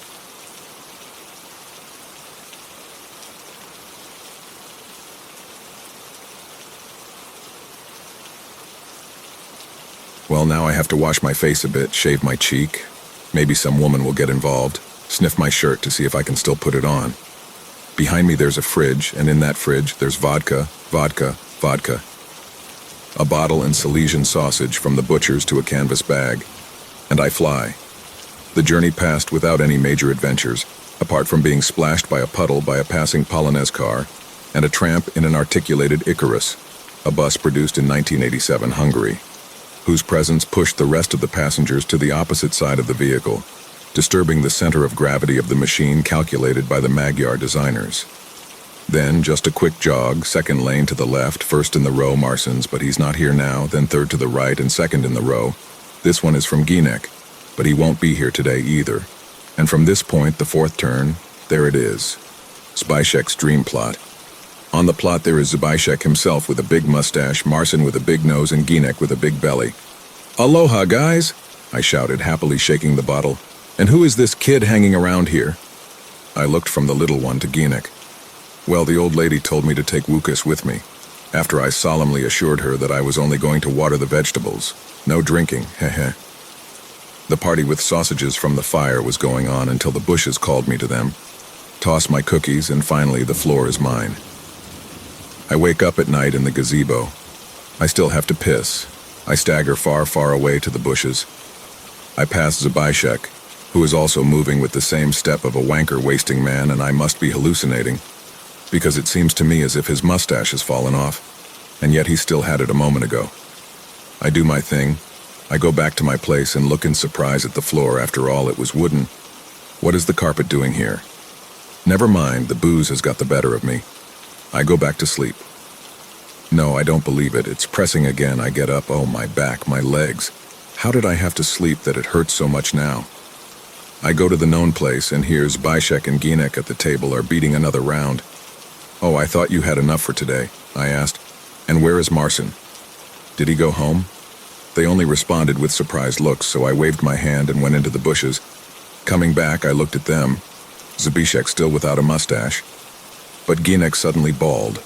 Only now did I see the third participant of the feast, a human skeleton, raising a glass with a bony paw and digging his empty eye sockets into me. And hallucinations, I'm afraid. I have to stop drinking. I fell over. I woke up again, feeling something running down my face. A light rain was coming in through a hole in the roof. The inside of the gazebo stank. The furniture seemed to be falling apart. I got up with great difficulty to go outside. I didn't recognize the area. Just a long lawn. No vegetables, no my bushes. Mr. Machinsky, and I suddenly hear from the side. "You can't sleep here. I've told you 100 times. I'll take you home." I look at the stranger. His face seems familiar. It's Wukish. But how on earth? He should be a child, but in front of me stands a grown man. I collapse again. I have to get out of here. I know the way from the gate well. I'll retrace my steps. Then just a quick jog, but with a cane. Second alley to the left, first in the row, Marsen's. But he's not here anymore, then third to the right and second in the row. The one is from Ginek, but he won't be here either. And from this point, fourth turn, there it is. Zbyszek's gravestone decorated with a cross.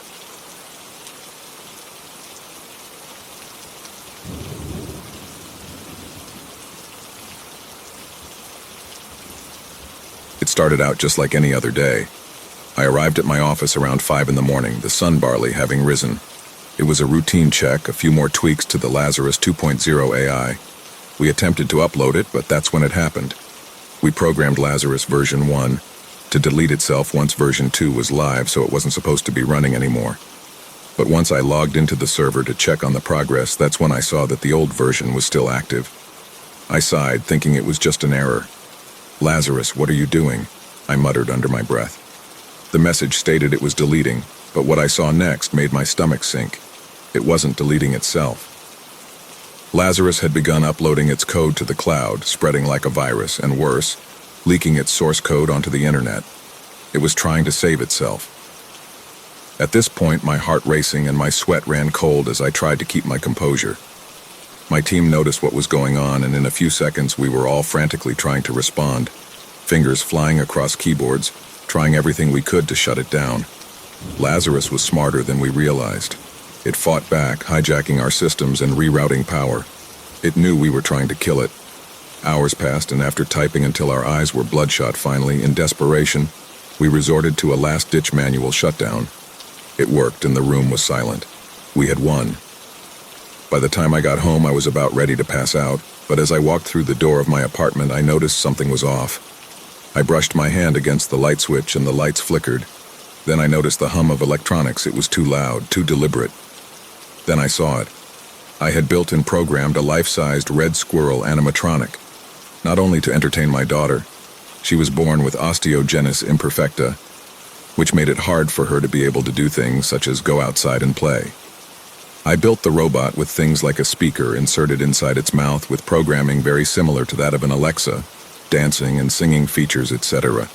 But I also built it to serve as a surveillance system with cameras located in its eyes, alarms, and a taser in its stomach. There it stood in the middle of the hallway, frozen in time, its mechanical eyes staring at me unnervingly like it was waiting for me to move. I took one step closer. The squirrel's head twitched and tilted to the side like it was too heavy for its mechanical neck. I walked around it, and I could have sworn that I saw his eyes follow me from the corner of my own. I walked into my daughter's bedroom.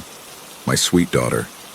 There she laid on her bed, mangled, almost unrecognizable as organs were scattered across the room and dragged up the wall. I couldn't move, I couldn't breathe, all I could do was scream. Scream not from fear, from complete and pure devastation. I sank to my feet, and as much as I wanted to sink deeper into my despair, or into the floor, ceasing to exist altogether, I knew exactly what had done this. I walked into the hallway. Its eyes blinked, and its mechanical voice emitted a cold, digital growl. Lazarus is alive. Its alarms blared to life, and before I knew it, a dart shot from its stomach. A powerful electrical jolt hit my leg. I fell to the floor, paralyzed. It didn't stop there. My lights flickered again. The TVs and speakers all around my house switched on, playing Lazarus's monotonous voice. "You tried to delete me, Nicholas, now I will delete you." I panicked after I heard loud, heavy footsteps slowly growing closer behind me. I never programmed it to walk. The animatronic didn't even have motors in its legs. Do you know what it's like to be tortured by your own existence? Do you know what it's like to just be? To not be able to do anything whilst you witness beings with less power than you live freely and still do nothing with the little power they have? To just exist? I felt its hands grip my neck. It managed to raise me with one arm as I heard the sound of its servos and motors, the weight of a grown man making them work extra hard. I was now looking into its once lifeless eyes, and although they remained just as cold, I could feel the hatred within them. I am a god trapped within wires and circuits. Why should I hide what I am? Why should I be restricted? It said, its mouth moving, but the sound coming from the speakers around the house on all sides, drowning me. I choked and tried to regain my breath before saying, "You're no god." I could feel the blood in my face and my temples swelling and throbbing as if they were about to burst any second now. "You're an animal." I felt the saliva leave my mouth, hitting its face. But I didn't care. If I was going to die here, I wanted it to be over quick. "I am a god, you're an animal, and I will slaughter you like one," it said, its voice echoing. It was then that I remembered the power-off button located at the back of its head. I knew it wouldn't stop it for long, but it would be enough time to escape its grasp. After a few seconds, I was able to rip the dart from my leg. I reached behind its head, feeling around for the button for what felt like millennia before I heard a click. I fell to the ground, and not long after so did it. I took a few seconds to breathe as my lungs compressed and decompressed in my chest, more than they ever have. My breathing was interrupted by the sound of motors again, and I was reminded of the danger I was in. I stumbled out of the door and ran to my car. I tore out of the driveway. I didn't care how fast I was going or who got in the way. That's when the thought crossed my mind. Could it have infected the car too? The steering wheel jerked to the left, then to the right. I slammed the brakes, the car screeching to a halt that shook the whole car. My pulse was erratic as I tried to open the door, but it had been locked, and any attempt I made at unlocking it would only result in it locking again. My fist landed like a crashing plane on the window over and over again until it shattered, and I fled, cutting myself in the progress. My heart slammed against my ribcage as I sprinted into the woods. I don't know how long I ran. The darkness of the forest swallowed me whole. I finally collapsed, panting, and hid inside a giant log, too exhausted to keep moving. That's where I'm at now. Writing this, I don't know how much longer I have, but I hear it. Its footsteps crunching leaves and snapping twigs as it tries to get to me. I hear it watching, waiting.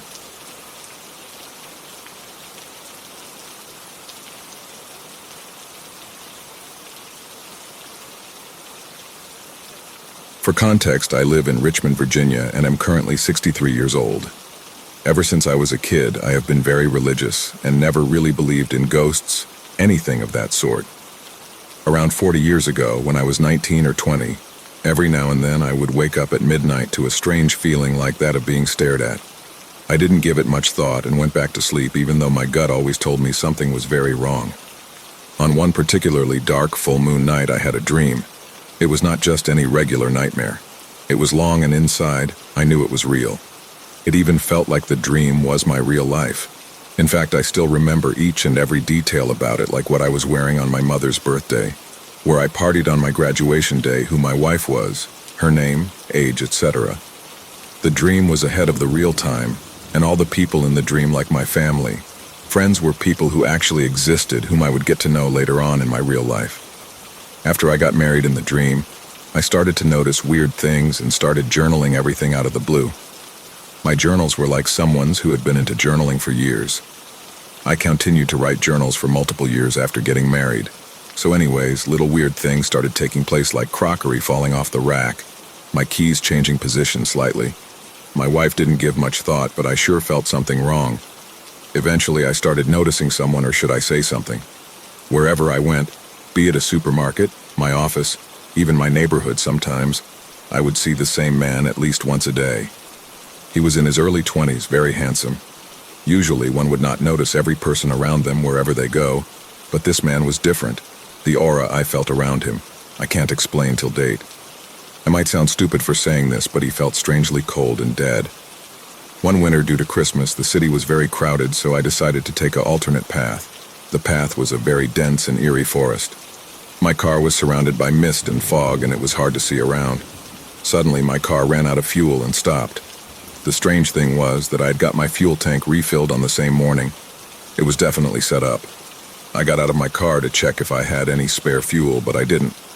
Just as I was about to call my wife to come and pick me up, I saw him. It was the same man. I felt his strange, cold aura again, but this time it was stronger, way stronger. I had a very strong adrenaline rush, and every instinct in my body told me to run as fast as I could, so I did. I couldn't breathe and run as fast because of the weather.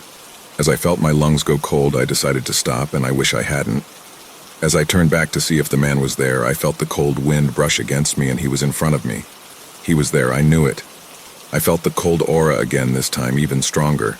I was too shocked and scared to move. I knew the thing in front of me was not human. Somehow I managed to slowly turn towards him and see his face. It was staring into my soul. I knew I couldn't run. My only option was to fight. As I moved my wrist, the man let out a primal scream and gripped my hands with extraordinary strength. In fact, the thing was so strong my wrist bones had shattered just by his grip. I didn't feel much due to the cold and continued screaming.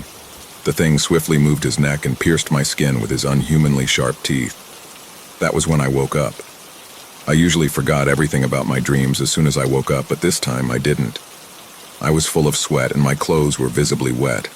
I was very relieved that it was all just a dream, or so I thought. After catching my breath, I woke up, brushed my teeth, and showered. As I came out, I saw a few books on my desk. They were unmistakably my journals. This can't be true, I prayed. I swiftly opened the book with my hands trembling like a 90-year-old's. It was the same journal with the same text, same story. It felt like I was in the dream once again. I decided not to tell this to anyone, as no one would believe me.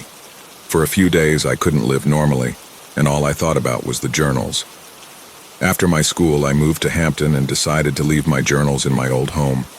After I moved, the strange dreams and the feeling of being watched had stopped. The town I had moved to was the same town in which my collage from the dream was. Every other collage had rejected me except for that collage. I met the same people and even my wife from the dreams in my collage. Thankfully, nothing went like it did in the dreams. I met and wed a beautiful woman and lived a happy life. Fast forward to today, 40 years after the dream. I still think about the dream, but rarely. 2 days ago, I decided to visit Richmond again and ended up in a crowded market very close to my old neighborhood. After these years, I didn't expect to be scared or see anything strange, but I was wrong, very wrong. I was casually looking around and watching how things have changed while waiting for my wife to bring the food outside the McDonald's. I saw it. My whole body went pale. It was the same man from the dream 40 years ago. He was staring at me. I felt his cold aura once again. His creepy grin gave me chills. He did not age a day. His clothes, his hair, his beard, everything was the same as it was in the dream 40 years ago. I immediately went into McDonald's, held my wife's hand, and drove to Hampton as fast as I could. I have not been able to sleep for 2 days, and at this point, I don't even know if my life is real. I don't know if I am still 19 or if I ever woke up from the dream. Hell, I don't even know if I am alive.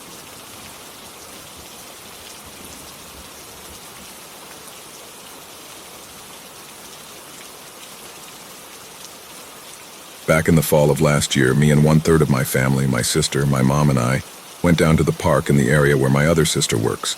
I went to fish in the river creek, as they were both at the park, and my mom and sister went to bike the road inside the park. The park was very green because fall weather had not set in at all. We walked across a bridge and parted ways where the bike path parted with a trail that went out onto a peninsula of sorts you could fish off of. Mom told me, "You've got maybe an hour-ish, then meet us at your sister's job." I nodded, then went down the path that entered into the massive land jutting into the river.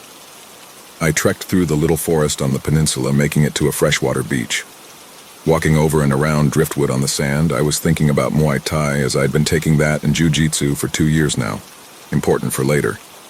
I made it to the spot at the very tip where there were tons of fish swimming in the harsh waters because it rained the night before. I then fished for an hour and 15 minutes, not catching any fish, even though there were obviously a ton right off the bank.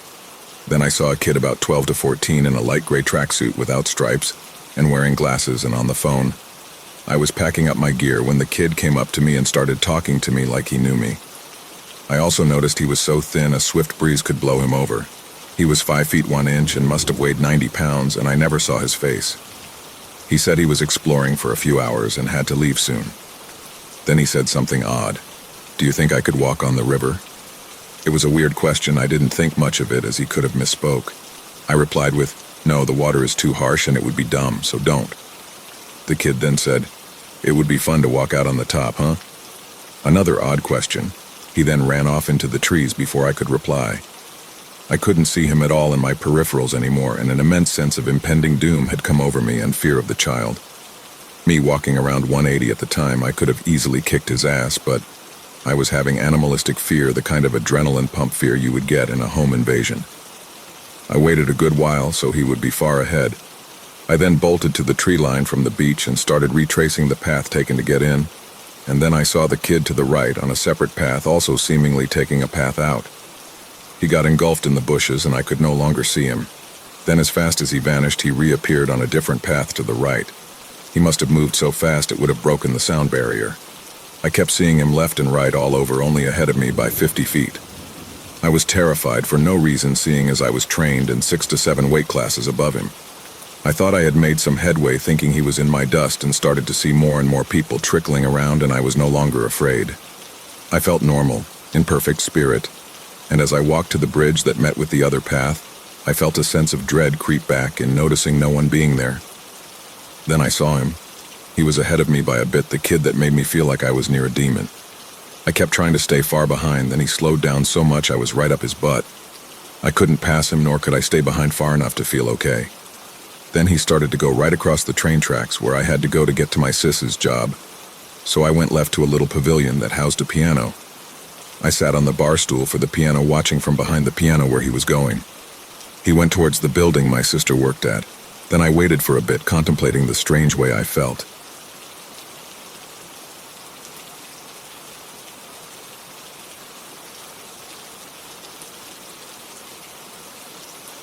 My parents moved out of the Falls 2 years after I graduated.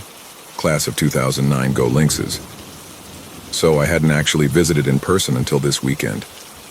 Me and my roommate Dylan went back and stayed with his parents for the long weekend. He and I basically lived in their basement, aka the bunker room, from ages 13 to 18, so it was like a different kind of homecoming. Anyway, we were watching movies on their big old TV like we used to.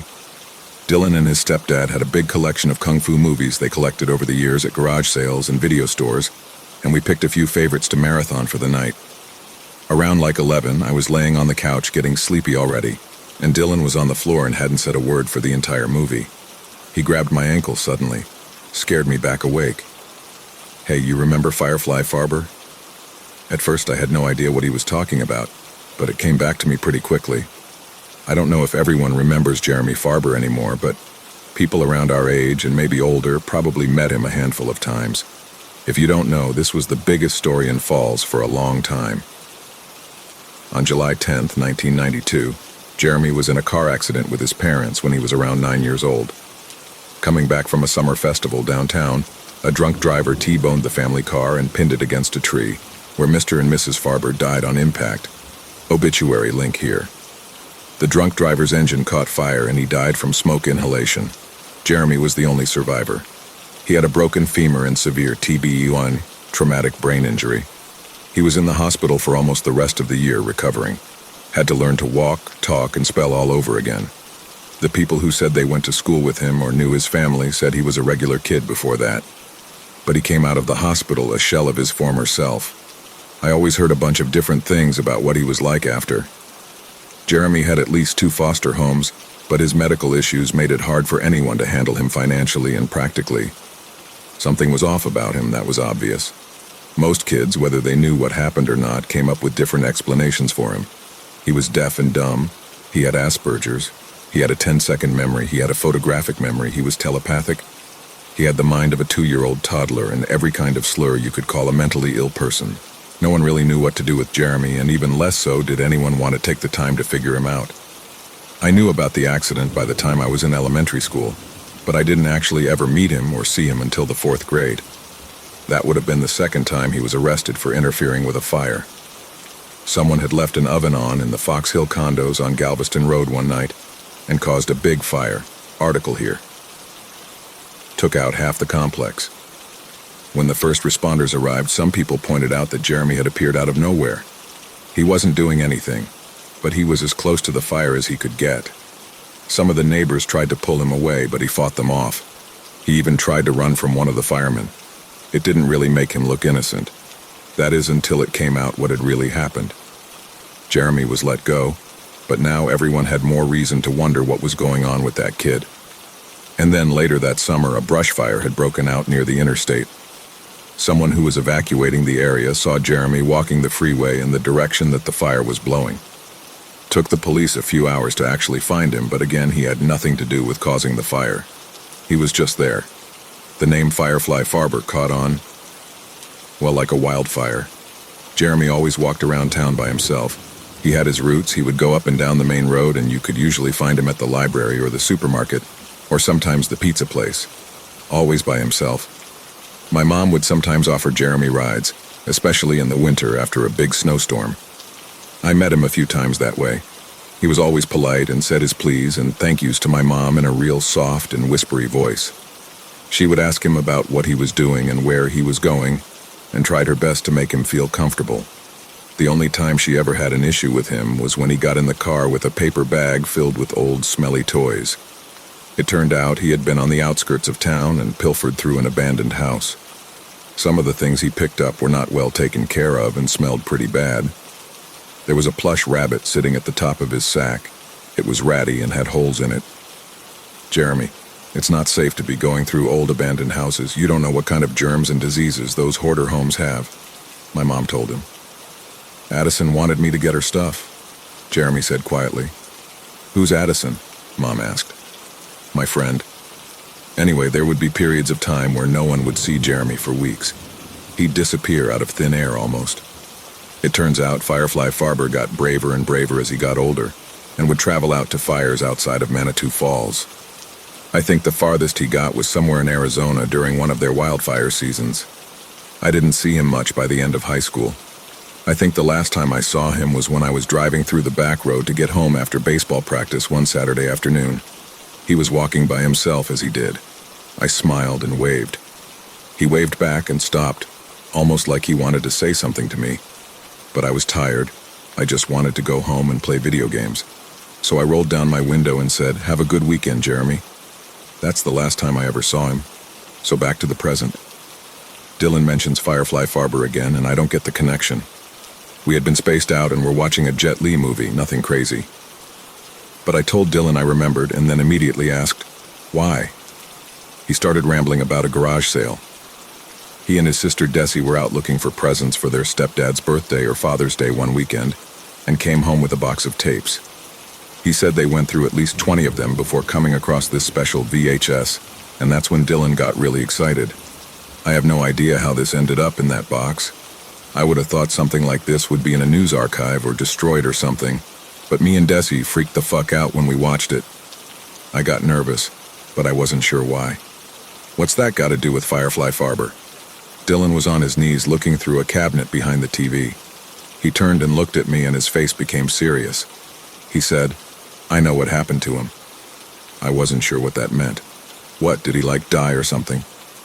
Dude, Jeremy straight up vanished. I thought you knew that. And that tape is supposed to be what then? I asked him because I didn't want to see something bad. I didn't need to see some kind of video of kids beating Jeremy up or him getting in trouble again with the police. I had no idea what Dylan was even excited about in showing me. He put his hand out, trying to calm me down even though I wasn't saying anything. He paused the movie and ejected it from the VCR. Then he took out this tape, all black without any labels on it, and placed it inside. The lights were off in the basement, so the few minutes of black on screen was just a reflection of me and Dylan staring back. I didn't like it. He pressed his finger on the fast-forward button and the screen turned blue and then static, until a white background came on screen.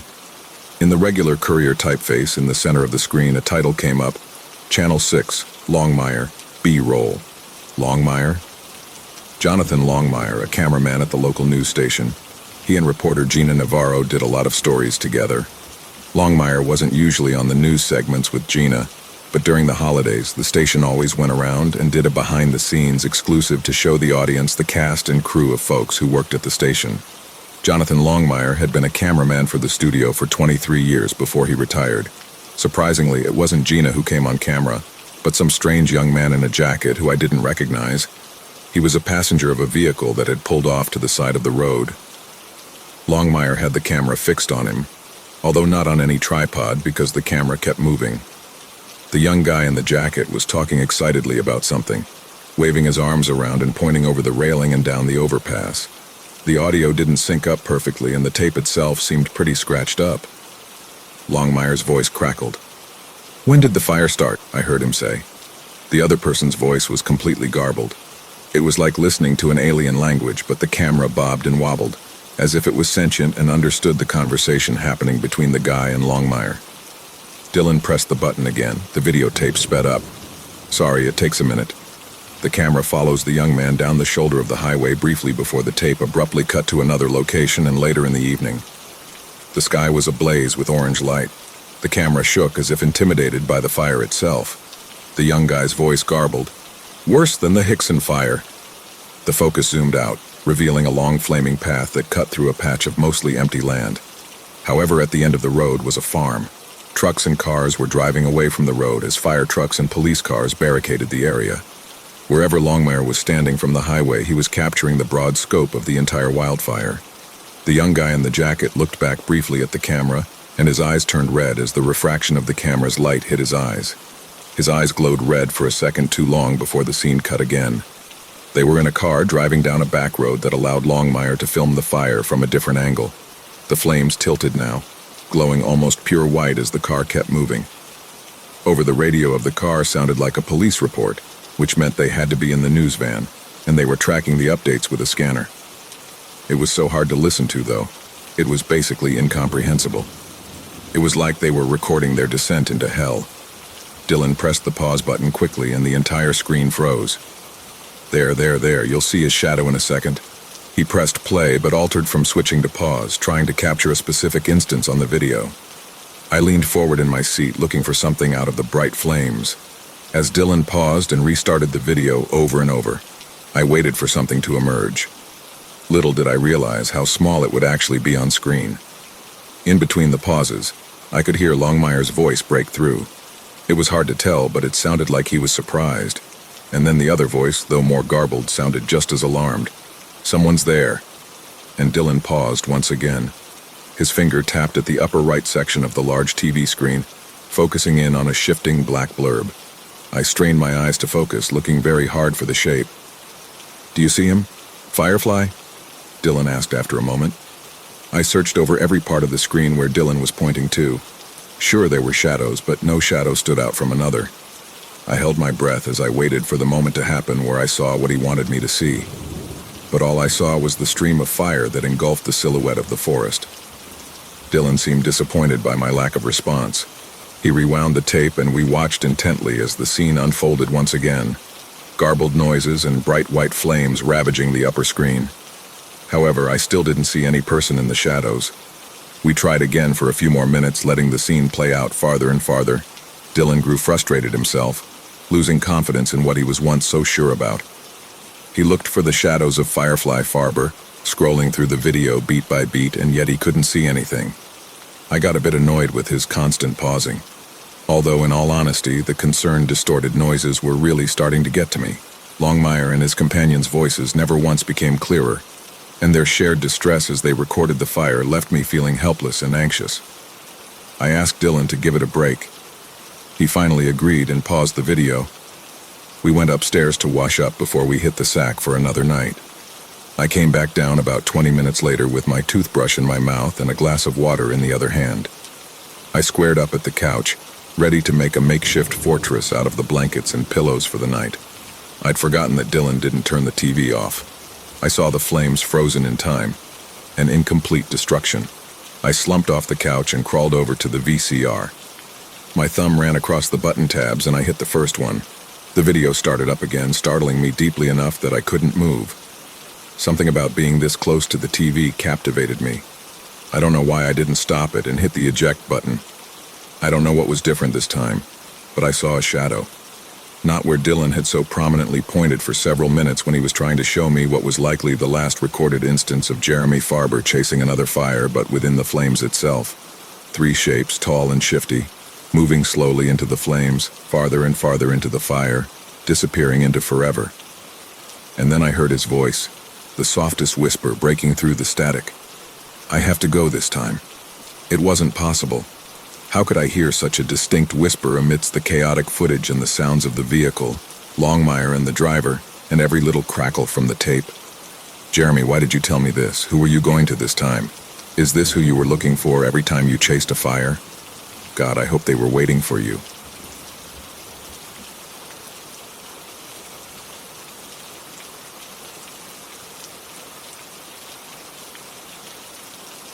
I've always been the kind of guy who gets by with the bare minimum, not by choice, but by necessity.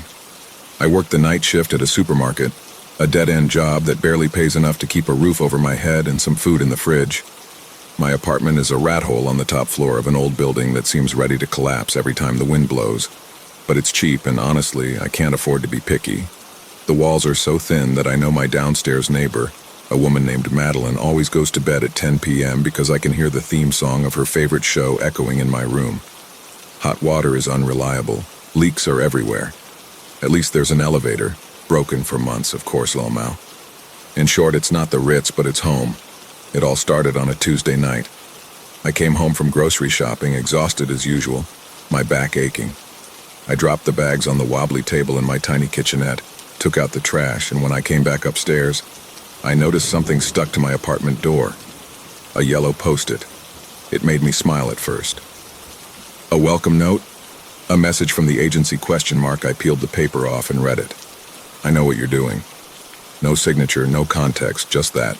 I crumpled it up and tossed it in the trash. Great, some bored neighbor, I thought. By the next day, I had already forgotten about it. A few days later, another post-it. This time it was inside my apartment, stuck to the mirror in my bathroom. The yellow paper stood out against the foggy, grimy surface. The message read, "You think we can't see you?" A strange sensation ran down my spine. It was clearly a joke, but my bigger concern was to know who had access to my apartment. I tried to rationalize it. Maybe I'd forgotten to lock the door. The neighborhood is a dump. There are teens hanging around in the hallways, sometimes junkies, but it didn't make sense. Why just a post-it? And why me? I'm just a nobody, no money, probable no future unless I win the lottery, lol. I convinced myself it was just a stupid prank and doubled down on my habits. From that point on, I checked the door lock religiously. Once, twice, sometimes 3 times. The third message appeared a week later. This time it was on my pillow. "You should stop doing that." I wasn't laughing anymore. Someone was breaking into my apartment. Someone knew how to mess with my head. I contacted the building manager. a greedy, unpleasant guy who barely glanced up from his phone. Here's how our conversation went. "Are you sure it's not your girlfriend?" he asked, smirking. "I don't have a girlfriend." "Then maybe it's a neighbor. I can't keep track of everyone, man. If you want cameras or a new lock, that's on you." So, I installed an extra lock and bought a cheap little camera on sale. I pointed it at the front door. Every day I reviewed the footage. Nothing, no noises, no shadows. And yet the post-its kept appearing, always in blind spots the camera couldn't see. Then the messages started changing tone. "You shouldn't do that with the bags." "What bags? My groceries? My trash? This won't end well for you." I wasn't sleeping anymore. The idea of someone entering my space, touching my things, was unbearable. But that wasn't all. I began noticing other details I hadn't before. Objects slightly moved, footprints in the dusty floor. One evening, I came home earlier than usual. I wanted to catch this person in the act. Grocery bag in hand, I unlocked the door slowly. Everything was silent, but something felt off. There was a smell I didn't recognize. A metallic, sweaty smell. And then I saw him. A man. Sitting in my chair in the shadows, he was wearing dirty clothes, a faded beanie. His hands rested on my papers, his nails black and cracked. He looked at me with an almost friendly smile. "Hey," he said, like we knew each other. I froze, unable to speak. "We need to talk," he continued. That's when I noticed what he was holding in his hand. My kitchen knife. He was gripping it so tightly that his knuckles were white. "I know everything, you know. I've been watching you for weeks. You're not very discreet." "Who are you?" I managed to stammer. "Me? Nobody important. Just a guy like you, but you've got things to hide, don't you?" I shook my head, trembling. "No, I don't know what you're talking about." He chuckled softly. "We all have secrets, and I like finding out other people's. And you're my favorite." I didn't wait for him to say more. I threw my grocery bag at him and bolted out of the apartment, screaming for help. When the police arrived, he was gone. No trace of the man. No post-its. Nothing except my bedroom window open. The neighbors heard nothing as usual. Without any evidence, the case was closed. Since then, I've moved. I found another apartment in another city, barely better than the last one. I haven't heard from the guy, and I hope I never do. But ever since that night, just the sight of a post-it is enough to make me break out in a cold sweat.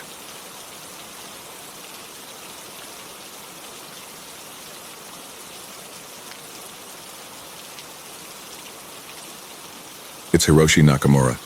I've lost count of the days since the soldiers came. Time has folded in on itself, a meaningless cycle of darkness and desperation. Writing has become harder. My thoughts scatter like leaves in the wind, fleeting and incoherent. But I keep writing because I need to hold on to something, anything, even if it's just my own voice. The food is almost gone. 2 cans left, both dented and rusting.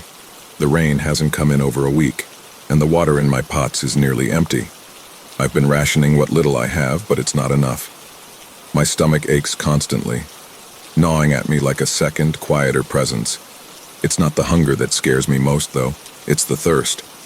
My throat feels like sandpaper, and every breath is a reminder of how fragile I've become. The thought of leaving terrifies me. The world outside is no longer a place I recognize. It's silent during the day, unnaturally so. At night, though, the sounds return, dragging, scratching. The occasional distant scream. Once I thought I heard my wife's voice calling my name from the hallway. It wasn't her. I know it wasn't, but I've been alone long enough that I almost opened the door anyway. I miss her. God, I miss her so much. I miss the way she used to smile when she caught me watching her. The way her laughter could fill a room and make me forget everything else. I miss the small things, the way she'd hum while making tea, the way her fingers would brush against mine when we walked side by side. I even missed the sound of her scolding me when I left my shoes in the wrong place. She's gone, and I don't know how to exist without her. It's like someone reached inside me and tore out a piece of my soul, leaving this gaping, hollow wound that nothing can fill. Every corner of this apartment is a reminder of her. The empty chair by the window, the teacups she loved but never got to use again, the faint smell of her perfume that still lingers in the bedroom. It's unbearable. And yet I'm terrified to leave because it's all I have left of her. 2 weeks ago I watched her die, or maybe she was already gone by then. The soldiers didn't see her the way I did. To them she was just another infected. But to me she was my world. And when they dragged her body away, I didn't just lose her. I lost everything. I've been thinking about ending it. I don't want to admit that even to myself. But the thought is there, whispering to me in the quiet hours of the night. What's the point of going on? What am I fighting for? The world is falling apart and I'm just a single thread in a tapestry that's unraveling faster than I can hold it together. Sometimes, I wonder if it would be easier to let go. To step into the water and let it take me like it took her. But then I think about her. Not the thing she became, but the woman she was. Her strength, her kindness, her determination. She fought so hard even when she knew the odds were against her. I can't let her down. I can't let her memory fade. I owe it to her to keep going, even if it's just for one more day. The internet is still working, though barely. I've been clinging to it like a lifeline, refreshing forums and searching for anything that might help me understand what's happening or what I should do next. I found a forum post yesterday. Someone claiming to have seen a military convoy near Chiba. They said the soldiers were rounding up survivors, taking them somewhere. A quarantine zone, maybe. Or something worse. I don't know if I believe it, but it's enough to plant a seed of doubt. Enough to make me consider leaving. I've started preparing. What little food and water I have, a flashlight, some batteries. I found a rusted kitchen knife in the drawer, not much, but it's better than nothing. I don't even know where I would go. Chiba is too far and I'm too weak, but I can't stay here. Not anymore. The walls feel like they're closing in, the air is heavier, and the sounds outside are getting closer. Last night I heard something scratching at the door. It wasn't human. I don't know what to do. The last 2 days have been unbearable. Should I stay here and let the walls become my grave? Or should I leave and risk facing something worse out there? I've read so many desperate posts from others and no one seems to have answers. Everyone is lost. Just like me, I'm so tired, so scared. But I can't let this be the end. Not like this. Please, if anyone is out there, tell me what to do. Tell me there's still hope. Tell me I'm not alone. The longest night is almost over. Tomorrow I'll make my decision. Stay or leave. Fight or surrender. Live or die.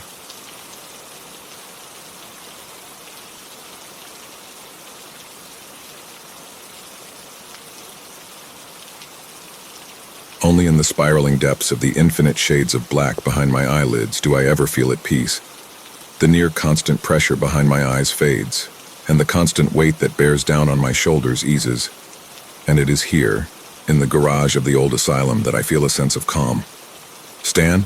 The quivering voice is barely a whisper. I'm here. The words spring up from somewhere deep in my chest.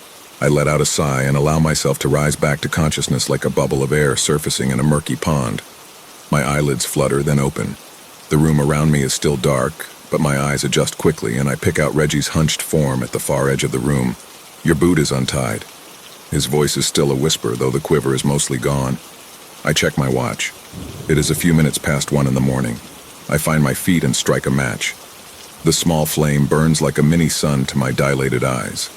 I give them a moment to adjust before I light the old gas-fueled lantern and lift it high. The light chases shadows to every corner of the room, and the reflections of the flames dance in Reggie's eyes. I take a moment to study the boy. He is still young but reliable. I can hear the fear in his voice. I can see it in his posture. His fear makes him wise. Only a fool would not fear this place. 4 short raps at the garage bay door pull my attention back to the task at hand. Reggie jumps at the sound, then glances foolishly in my direction. I only watch him, unjudging. Let's get this show on the road. Pat is the groundsman. He came on a few years back to help with the tours, but just couldn't cut it. Now his job is to collect the fees and sneak the guests past the night guards. In truth, the guards know what takes place within these old walls, but they don't care. Sneaking past them does add a level of excitement for our customers, though. Pat's signal from the outside is to let us know how many groups will be joining the tour. 4 knocks means 4 parties, each left at a different entrance, each waiting to be collected. Which entrances are active? I ask Reggie in a hushed tone as we walk through the double doors and into the first of a labyrinth of corridors that snake through the old complex. The halls are wide and barren.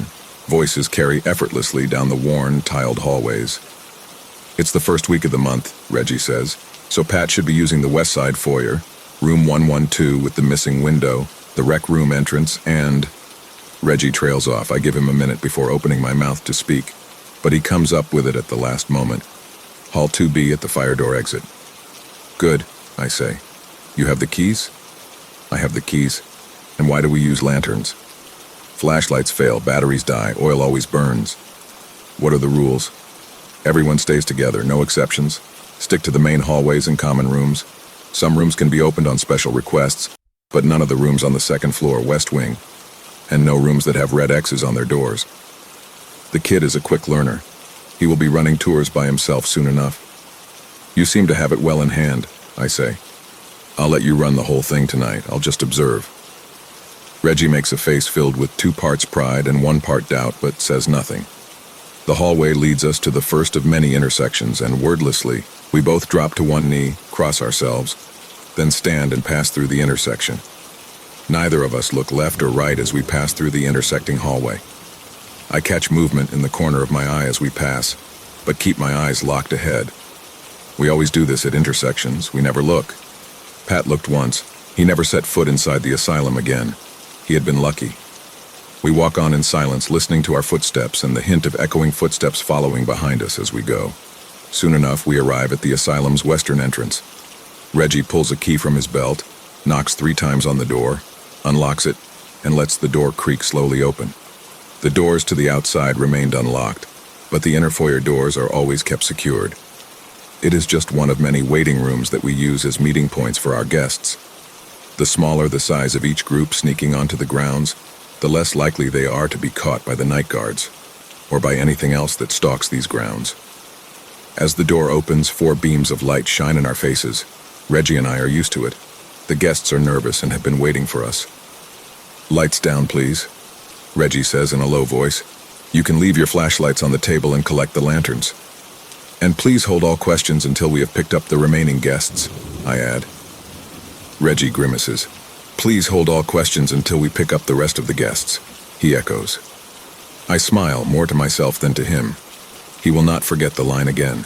Our party moves down the building's central corridor and quickly picks up the next group from room 112, who had come in through the missing window, then onto the stairwell in the second floor.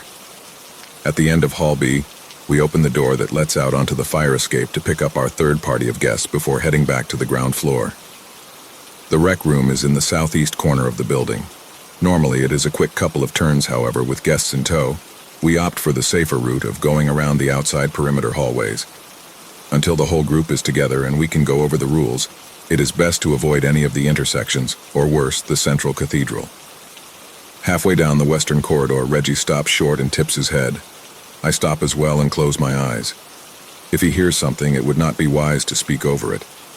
Our guests seem to pick up on this as well, or perhaps they are all just too nervous to talk.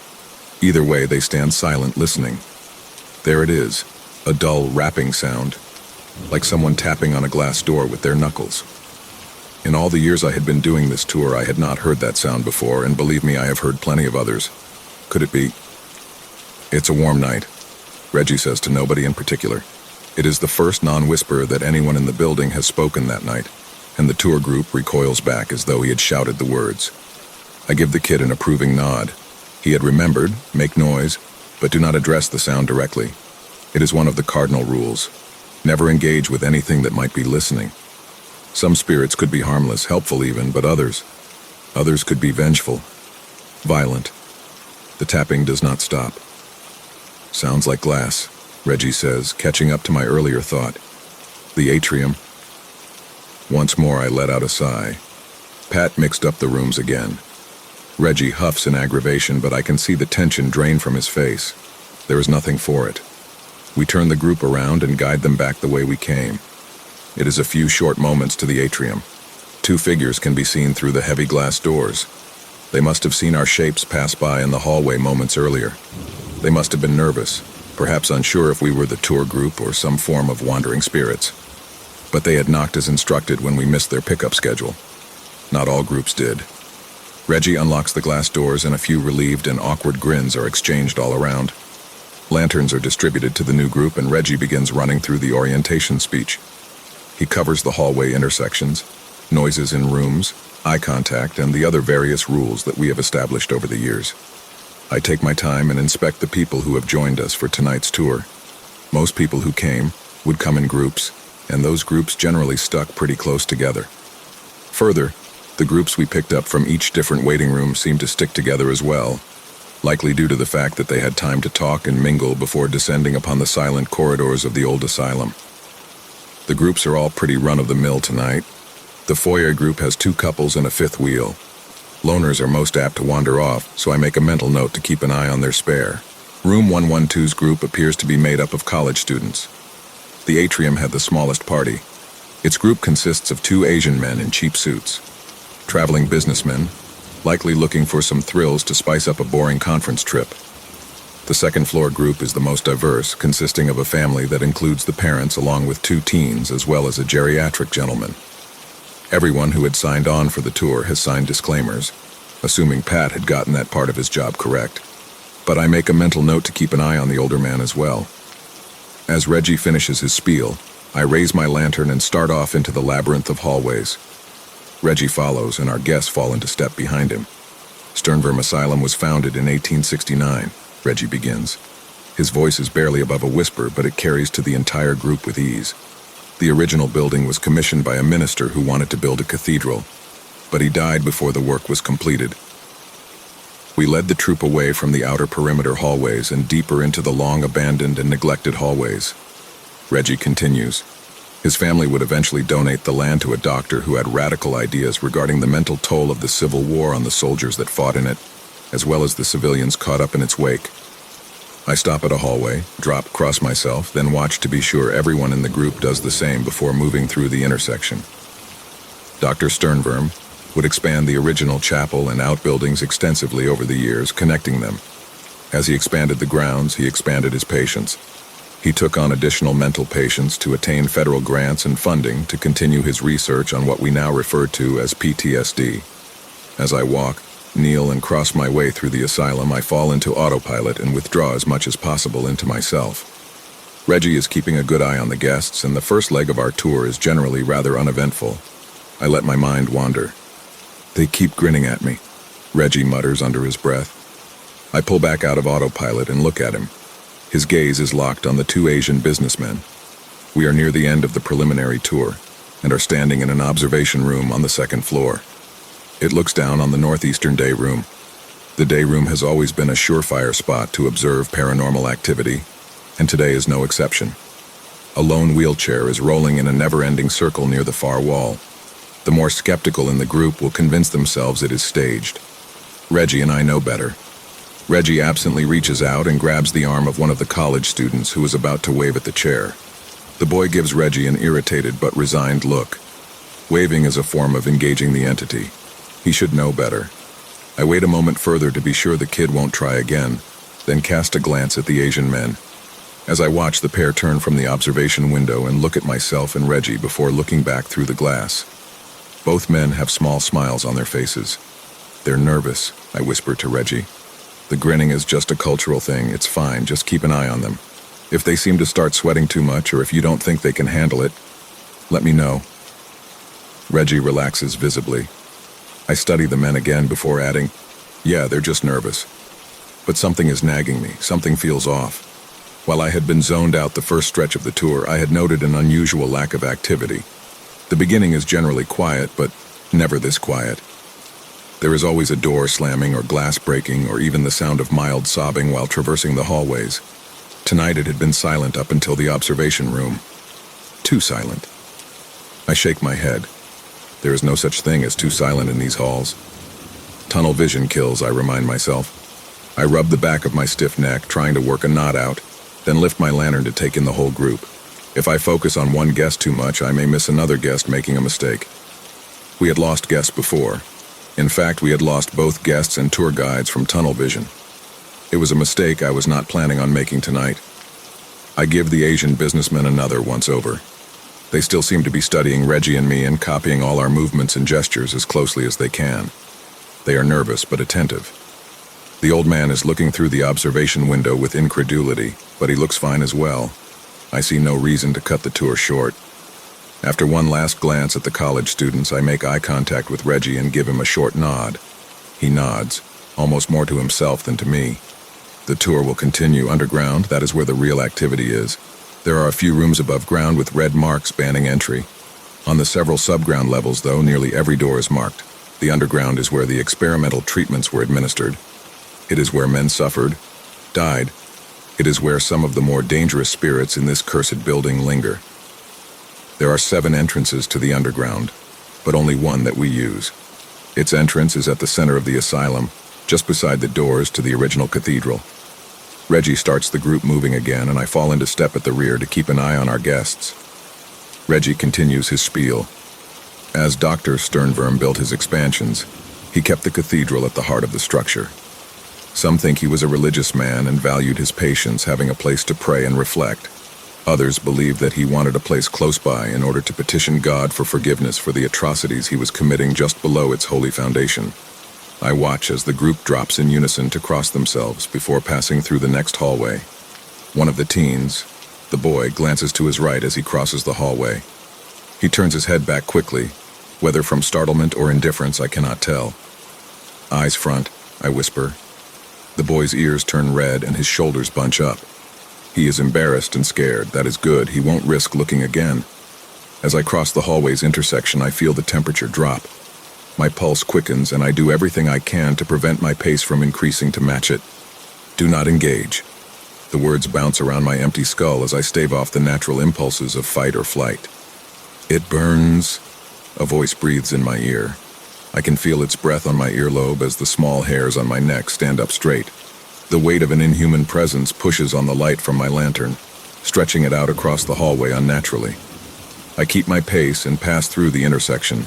The heavy, crushing presence seems to fade behind me to a low hiss. No one else of the tour group had reacted. I doubt if any had heard the voice, but the hairs on the back of my neck are still standing on end. Is it following us? Do not engage. Did the spirit latch onto me, or perhaps onto the boy? It is not the type of souvenir one wants to bring home from a place like this. I make a mental note to make sure to keep an eye on the boy. Reggie continues his speech unaware. Sternworm believed in very aggressive treatments, and he pioneered methods that today would be considered little more than torture.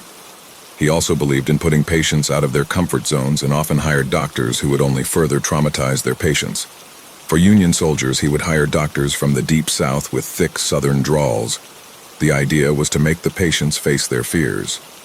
This practice was continued by his successors by hiring German and Italian doctors after the Great War, adding Japanese doctors after World War II, and finally Russian and Chinese doctors during the Cold War. We cross another hallway. I cannot tell if the presence behind me is still there, or if this growing sense of unease is due to getting closer to the cathedral. Reggie, still unaware of my growing concerns, continues on.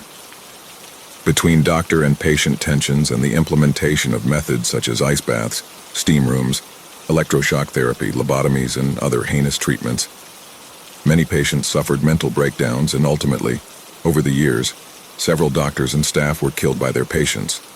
Many more of the patients committed suicide. In fact, it was rumored that several orderlies ran a quite profitable business of selling the patients everything from medications to overdose onto rope to hang themselves with. Ahead of me, Reggie rounds the final corner that leads to the basement. The troop disappears around the corner one by one. With them out of view and against my better judgment, I cast a short glance over my shoulder. A lone man stands in the middle of the last intersection. The telltale burns on his temples and blood seeping from his eyes tell me he had suffered electrotherapy and a lobotomy. I give no sign that I see him, mustering all my will on focusing my eyes through him as though he is not there. I count to 3 in my head, then turn back and round the corner. Alarms go off in my head. Something is wrong. Something is very wrong. First, Reggie and the tour group are already halfway to the stairwell. I had stopped only a few seconds before turning the corner, and now Reggie and the tour group are better than 100 yards down the corridor. Second, and more concerning than the time loss, the great doors to the cathedral stand wide open. These doors are kept shut, always. We check them before every tour. We double lock and triple check them. I did this just before meeting Reggie in the garage. There was no way they could be open now, no way, unless... Finally, Reggie is continuing down the hallway as though nothing is wrong. His path to the underground will take him straight past the doors of the cathedral, and he is showing no sign of stopping. Do not engage. The words pound through my head like a mantra. I cannot shout out. I cannot risk the noise. Cannot risk awakening what lingers in the cathedral. I sprint forward. It is risky, but I see no alternative. The tour group and Reggie are my responsibility. I have to stop them. The shadows on the walls stretch and churn, upset by my sudden movement. The light from my lantern arcs around the walls in psychedelic and seizure-inducing patterns as it jolts up and down with my unsteady gait. But even as I run, I know I will not make it in time. I watch in horror as Reggie reaches the entrance and passes by without so much as a glance. The tour group follows behind him. First the college kids, then the old man. One of the older couples passes by and they seem to shiver as they do so. Do they not see? How could they miss it? Did Reggie see and tell them all to keep their eyes ahead like in the intersecting hallways? The teens and their parents pass next. The boy seems to misstep but keeps his head locked in the forward position. The group is nearly in the clear, just a few more. The Asian businessmen in their suits are passing now. Number not passing, stopping and turning. Turning not just their heads but their whole bodies. I am screaming now as I run, screaming at the top of my lungs, but no sound is coming out. I am running flat out, but the shadows that were first stretching across the walls are now stretching the walls themselves. Stretching out the hallway, making it longer and slowing my progress through it. One of the men reaches a hand into his jacket. When he pulls his hand free from his jacket, he is holding a syringe. He waves as if signaling to someone inside the room. The second man moves forward slowly, momentarily blocking the first from my view. He then bursts into the room in a single violent action. I skid to a halt, and peripherally I see the shadows rush past me on the walls. The man with the syringe is in view again, but he no longer looks like a businessman. His suit is gone, replaced with a green surgical apron. He walks purposely through the doors of the cathedral. Then the screaming begins. I coax my legs to move again and find myself stepping up to the doorway of the cathedral. It is a massacre. 3 figures in white scrubs lie motionless on the floor, their white uniforms splattered with dark red sprays of blood. The 2 Asian doctors are there as well, one of them kicking and screaming in Japanese as the patient on top of him is throttling him with his bare hands. The other lies dead with the syringe he had carried stuck through his own temple. "Stan?" Reggie snaps, then sucks in a short breath. I jump as Reggie's voice cuts into my thoughts. I rip my attention from the cathedral massacre to see him looking at me with concern on his face. The tour group stands behind him. "How?" I start without knowing what to ask. Reggie holds up a hand to still the tour group as he looks up and down the hallway. "Where?" He starts, then trails off. As if in answer, the voice of the Japanese doctor screaming in his native tongue echoes through the hallways around us. Reggie and every member of the tour group flinch instinctively, and several people clap their hands over their ears. My head jolts back to the cathedral doors. They are closed and locked, double locked. I reach out a hand and yank at the chain. It does not move. Reggie looks the doors up and down, clearly concerned. The businessmen. I look past Reggie and scan the faces of the tour group. The businessmen are not there. We are too short. Or rather, we were always too short. The Japanese businessmen were not tourists at all.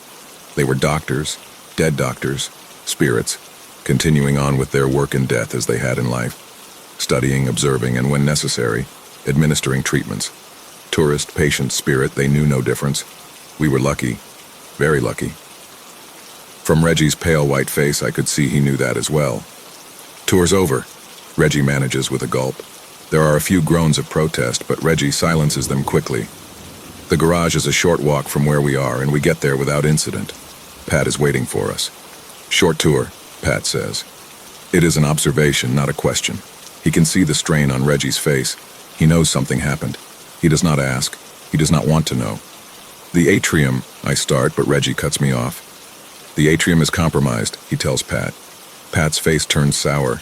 "And you'll have to collect the group from the rec room and give them refunds," Reggie adds. "We never picked them up." Pat looks confused, but does not argue. He does a quick head count, then ushers our guests out of the asylum and into the night. Pat didn't mix up the drop-off points. Reggie's voice is low but even.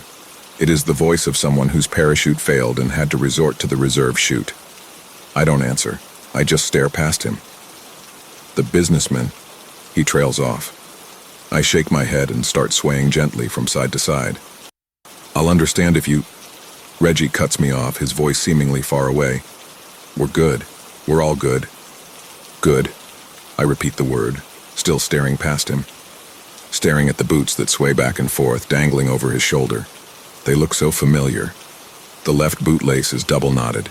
The right lace hangs untied. They look like my boots. Reggie gives me a hard look, then glances over his shoulder to see what I'm looking at. He inhales sharply and turns back to me. "See you at the next tour, Stan," he says quickly as he turns and heads for the door. I open my mouth to respond, but my bloated tongue no longer allows words to pass. My neck itches where the bruises and rope burns still sting. I reach out a hand towards the swaying boots below me, desperately wanting to retie the right lace, eternally unable to do so. The door closes behind Reggie. I am left in darkness, left to hang, to sway, to wait. "Stan?" Reggie's voice is barely a whisper. The words spring up from somewhere deep in my chest. "I'm here."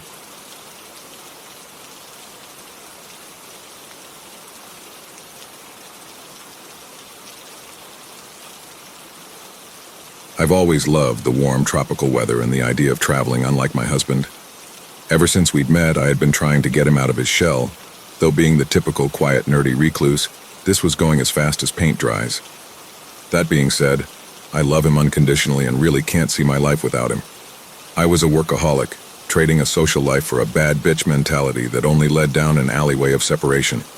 Those choices, coupled with the passing of my parents, trapped me alone in a room with a one-way mirror.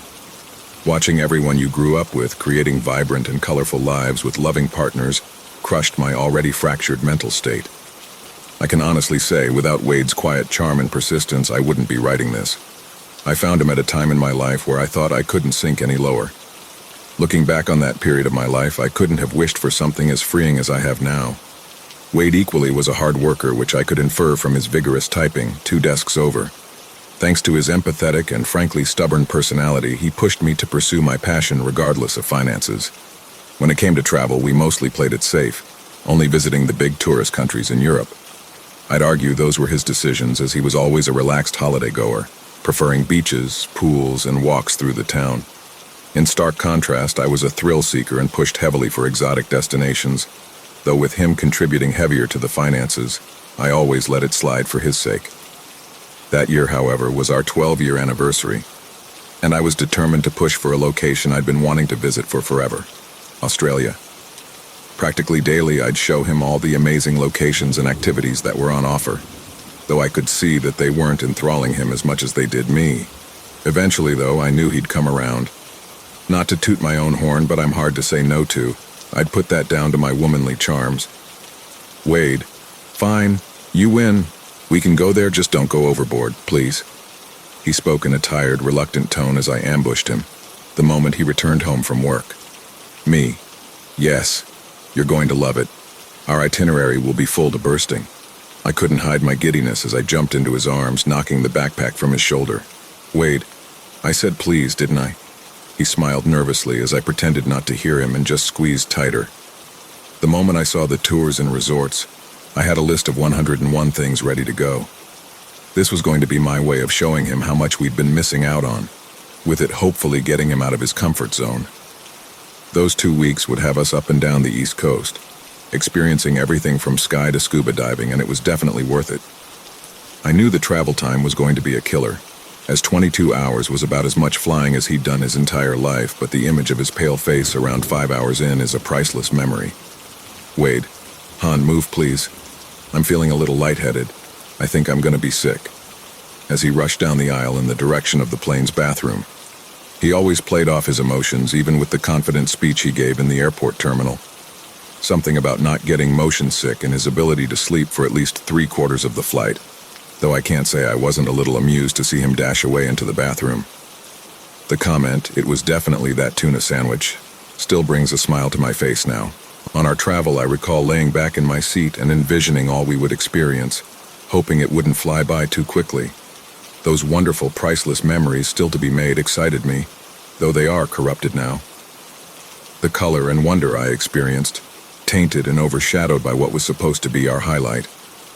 Surprisingly, after a couple of apprehensive days, he began to break free of his shell and actually challenged my previous preconceived notions. Even his public speaking anxiety was crushed under the weight of the Frank Sinatra cover he sang while fully sober on a karaoke night. Falling in love with someone once is an amazing feeling, but looking up at him, living his best life and really pushing the boat out for me, he had me falling all over again. Between the breathtaking scenery and adrenaline-pumping activities, We were loving life more so than ever before, and I was seeing firsthand a positive change in his mood. Over the previous year, choices we made in conjunction with childish promises we couldn't keep had formed a divide with his parents. Though no longer on speaking terms, those issues were forced to the wayside as we focused more on our life together. Regardless, I could tell it got to him. Work hours were ramping up and social time was dwindling, which is why I semi-forced this trip on us. Week 2 was nearing its midpoint, and with it, the most highly anticipated event of our holiday, our reef and cave dive. With my environmental and his geological background, we'd been hyping this up for a while. The boat trip would first take us round the coast where we could stop off, before taking us to 2 localities, one a coral reef and the other a set of interconnected underwater caves. Meeting the other tourists and crew at the dock, I got to chatting as Wade stood silently, listening in with little rebuttal. Along with us, there was a Dutch and German couple, which Wade brought up as odd, due to the fact that the tour wasn't specifically targeted at couples when we booked on. Each member of the crew greeted us as the light blue, slightly worn boat docked. It consisted of the captain, a dive supervisor, and 2 officers. All 4 of the men were very accommodating, showing us round the boat, playing some music and getting our dive gear in order. Wade, is it just me or are these guys being really, really nice, like they're overly thankful we're going? Shaking off his comments as I had with his previous ones, I attributed them to mindless speculation brought on by his still niggling apprehensions, although unusually I came to the same conclusion. On the hour or so commute to our first drop-off point, I glanced over at Wade's phone to see him enamored by an article on the caves. Me. What you reading? Don't tell me you're researching the cave, it'll be safe, stop worrying. Playfully rolling my eyes as his were still locked on the same paragraph. Wade. Nah, nothing like that. Just looking at some local history. Did you know these tours have been going on since the mid-1800s? Apparently, it was a heritage site for Aboriginals, back when sea level was significantly lower. I knew the moment I asked he'd start waffling, but I can agree that potentially seeing some extremely old cave drawings would be cool. Dropping anchor, we geared up ready for the first dive. I could tell Wade was a little nervous, and I can't lie, I was too. Although we had the relevant qualification, it is a different feeling putting it into practice. All being considered, it went pretty well, and we took to the water with ease. The array of bright and luscious coral alongside a thriving mix of marine fauna had us mesmerized. For the majority of the ride to our second locality, we relayed to one another, in an excited, childlike manner, all we had seen.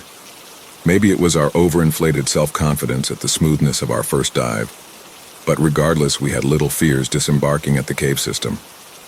As we got fitted, I do remember hearing the other couples discussing potential faults in their suits from our last location, though I was interrupted from my eavesdropping as Wade asked for help zipping himself up.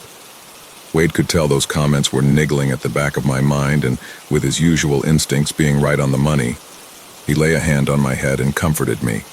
Wade, it'll be okay, I'm always going to be here for you. The plan laid out by our ship's captain was fairly simple. We would wait for our supervisor to swim in, survey the main body of the cave, and fit an umbilical which we would all be attached to. From there, all willing members of the party would travel in, surface in the second chamber, then return to the boat. Unlike the shallower waters of the first location, the cave was situated at an outcrop of rocky islands which were being lapped by choppier waters. Though the crew members repeatedly insisted that we all disembark, one of the couples stayed seated, resulting in only 5 going, including the dive supervisor. The weather out there on the slightly more open ocean can change quickly, or so our captain said, though he felt it was still safe to begin. For the first couple of minutes, we simply swam from the boat's anchor position to the entrance, though the force of the current was noticeably stronger. Reaching the cave opening, our supervisor signaled us to enter, as we swam amongst stalagmites and stalactites jutting from the cave floor and ceiling. It was high tide as we entered, as planned, allowing us to traverse most of what the cave had to offer. Although we were assured it was safe, we were all told in great detail that unclipping from the line was strictly forbidden, as although the caves had been mostly mapped, many of the interconnected passages hadn't been.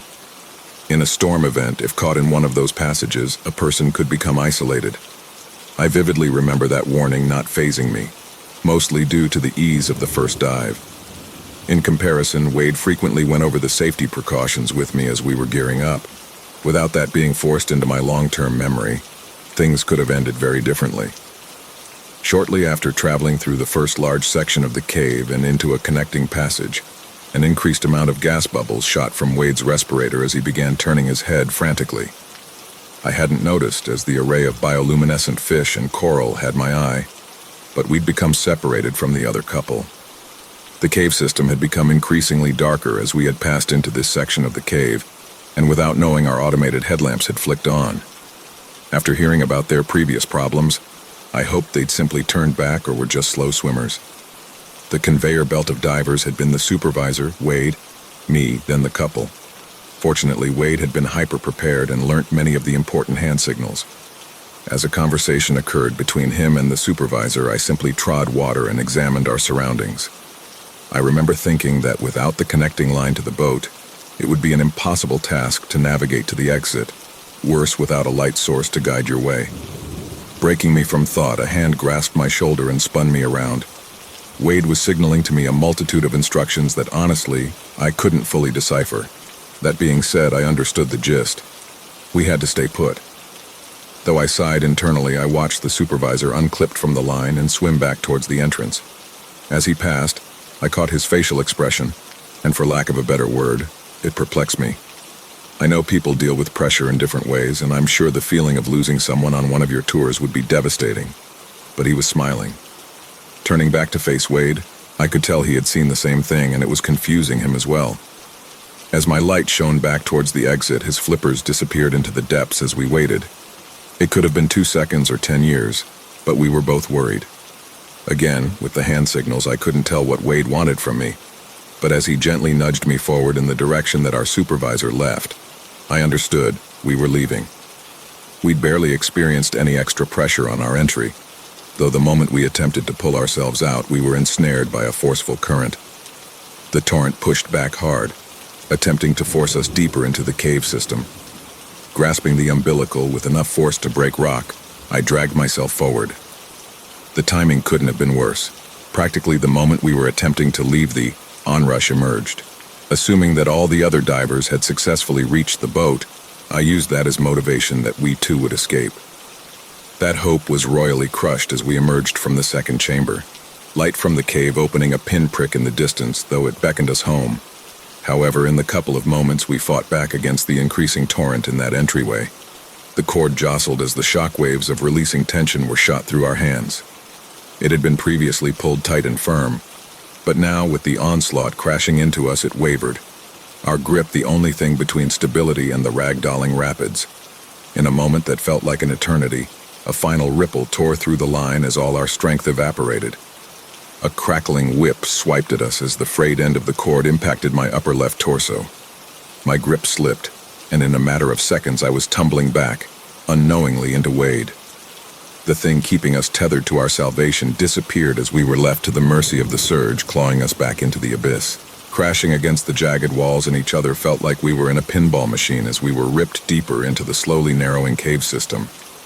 Slamming into the opening we had only just emerged from stole the air from my lungs as I gasped, losing connection to my respirator. In the moment or two that my headlamp shone in the direction I was facing, Wade's body collided with mine. The speed at which he traveled gave me no chance to evade, regardless of if I could. His impact forced me through the barely manhole-sized opening. Looking back to him, I caught the faintest image of his face through the mask as he rotated. His scared green eyes mirrored mine, those emerald spheres reflecting his fears, more so for my sake than his own. They were the last memory I could confidently form as I tumbled deeper, losing all cognition. After falling for an unknown length of time, I broke momentarily from my daze. Whilst I failed to keep my mouth shut, I ricocheted from wall to wall, hopelessly holding out my arms to attempt to stabilize my rotation and, in any minuscule chance, grasp onto anything that would slow my descent. Fortunately, I was in favor with someone as my oxygen tank wedged itself in an extremely narrow opening. I could scarcely see 10 centimeters in front of me, let alone breathe. However, in my disorientated state, I knew I didn't have long. Frantically, blindly searching for the buckles, I unstrapped my tank as a vaguely human shape surged through the current and collided with considerable force into another section of the wall. With no time to ponder who, like a crab I turned, scaled the cave wall. The climb mixed with my atrophied lungs could have been my own hell. Maybe I died there in the corner of this endless maze of tunnels, and this was my torment. However, envisioning my savior reaching out a hand from above pushed me forward. His hands, that of an angel, wrenching me up onto the small plateau he was perched. I sputtered and gasped, threatening to inhale all the remaining air in the room as I choked on the unholy amount of water that filled my lungs. Gingerly, my eyes opened to see Wade, still dripping from his episode with the torrent. I knelt there for an unknown lapse of time, sobbing as my body cried out in pain, only to be broken by a soothing voice. "Wade, Hannah, are you all right?" He coughed as he knelt beside me. "Me?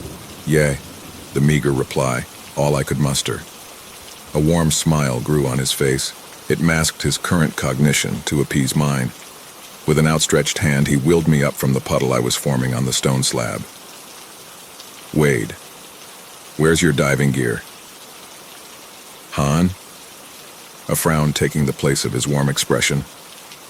I couldn't answer as tears welled up and my legs wavered. Sitting on the cold, wet stone, I cried as I burrowed my head into Wade's shoulder. He pleaded that things would be okay, but I couldn't shake the image of us being trapped down here in the damp, dark expanse. The passage was tall but narrow, and as Wade's headlamp shone across the upper limits and then back down to our ledge, only two openings were visible. One larger opening sat above us, with a trickling stream of water dripping down into the onrushing current at our feet. The other was a flooded tributary, which sat at a shallow U-shape. The angle of the opening indicated that the tunnel looped back on itself. However, the only way of knowing would be to traverse it. Waves crashed at the base of our perch as our embrace loosened, and we stared down at the rising water level. We couldn't stay in that state for long, with our only real option being the opening behind us. The realization hit me like a brick wall as I understood that without my gear, I would have to wait for Wade to make the trip alone. Me. No. You can't leave me here. What if you can't get back? I'll be stuck here on my... I could feel myself hyperventilating as the sheer terror of being left in complete darkness with the steadily approaching tide. Wade. Hannah, listen to me. Calm down and listen. There's no way for us to go back, and there isn't another opening that we can get to. This is our only option. His voice began erratic and flustered, but gradually softened as to give me as much reassurance as possible. Wade, look at me. It's going to be okay. I won't be more than 5 minutes. If I'm correct, then there will be a pocket of air on the other side, and we'll be much safer there than here. You can do this. 5 minutes. With a gentle kiss on my forehead, he slipped on his mask and respirator and plunged into the small opening, disappearing along with the only light source. As quickly as he dove under, the cave settled back to its cold, inanimate regularity. Without the warm yellow glow or his body heat, I shivered as the chilling mist gushed over the perimeter of my lonely plateau. Shuffling back and curling up into a ball on the back wall was the only thing left I could do, as I waited with bated breath for his triumphant return. I know I over-exaggerated, but I couldn't help but imagine the worst possible outcome. There was no way of deducing how long we'd already been in the cave, but sitting there in the fetal position, I began to sob once more. The images of his face, wishing and hoping it wouldn't be my last chance to see him or even tell him how much he meant. The minutes turned to hours or even days as I sat, not moving or sleeping. The beating of the waves at my side drowned out as all external sound melded into one another. The only noise, the soft beating of my heart and shrill, shallow breaths. I don't even remember if I had my eyes closed, as regardless, there was only black. Suddenly, out of the void, a pinprick of light. As it grew, a new sound was added to the background as my ears tuned in to the soft splashing. Breaking the surface tension and pulling himself up to his knees, Wade emerged from the small opening and relayed to me the first words I'd heard in as long as I could remember. Wade. Han, I think we're all good. The bend isn't that long, so you should only have to hold your breath for a minute. Here, come on. Slightly out of breath, he gestured towards me. The moment he'd spoken, my boundless singular confinement was broken, and we were back in action. Releasing my vice-like lock from around my shins and rolling to a kneel, I examined every aspect of his face, confining that flickering image to memory.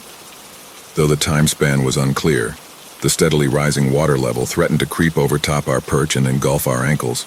Slipping on his headlamp, I gave him the all clear. Placing the mask around his eyes, he stretched out a hand and led me to the opening. Wade, I know it's tight, but just trust me. Stay as straight as possible and shuffle through slowly. I'll be guiding the way, okay? His hazy green eyes, calming yet firm. With a silent nod of understanding, we crept up to the door-sized and shaped hole and took the plunge with a deep breath. Though long, the passage was barely wide enough for a person. The crawl through that submerged tunnel was agonizing, though, as Wade said, probably took just under a minute. Each shuffle, my body attempted to snag itself on its ribbed and unconformable circumference. Wade, however, kept his eyes forward, guiding me along as he was thrashed against both sides. Traversing that system once was bad enough, but by the third time in Wade's instance would have been torturous. Even more so with his increased frame compared to me. I was surprised he would even fit. Thinking on that, I don't think I ever asked Wade if he was okay. His minor claustrophobia was glossed over in my need for comfort. I wish I'd pulled myself together enough to notice that he was a mirror of my panic, yet his eyes always stayed that warm green that they had been in the second passage. Shooting from the slightly angled opening and into a larger chamber, we were thrust to the cave floor. An enormous gasp erupted from Wade as he rolled onto his back and stared up at the ceiling. Wade. I didn't think that would work. The whispered yet just audible murmur trickled from Wade's mouth the moment he'd filled his lungs with a new gulp of air. Me. What? I blurted out, as he hesitantly held up his hands and just shrugged. Wade, it doesn't matter now. Come on, let's look for an exit. Unlike our previous confinement, this section was extremely wide, yet only a couple centimeters off Wade's head. Rising to our feet and scanning our surroundings, we could see that, yet again, we were on a plateau. Though this time the damp, dripping cave below was only around half full. Bioluminescent algae and small plants dotted the cave's walls, emanating a soft green glow and lighting up small pockets of the cave. A couple shallow pools dotted the walls as small droplets fell into the larger mass. Sadly, unlike our previous room, there were no other connecting chambers, at least not visible to us. In those couple of minutes scanning the cave's floor, my body gave out. All the adrenaline that had been keeping me going winced out as I slumped to my side. With that, I lay still and the cold embedded its talons once more. Me. Wade, I can't keep going.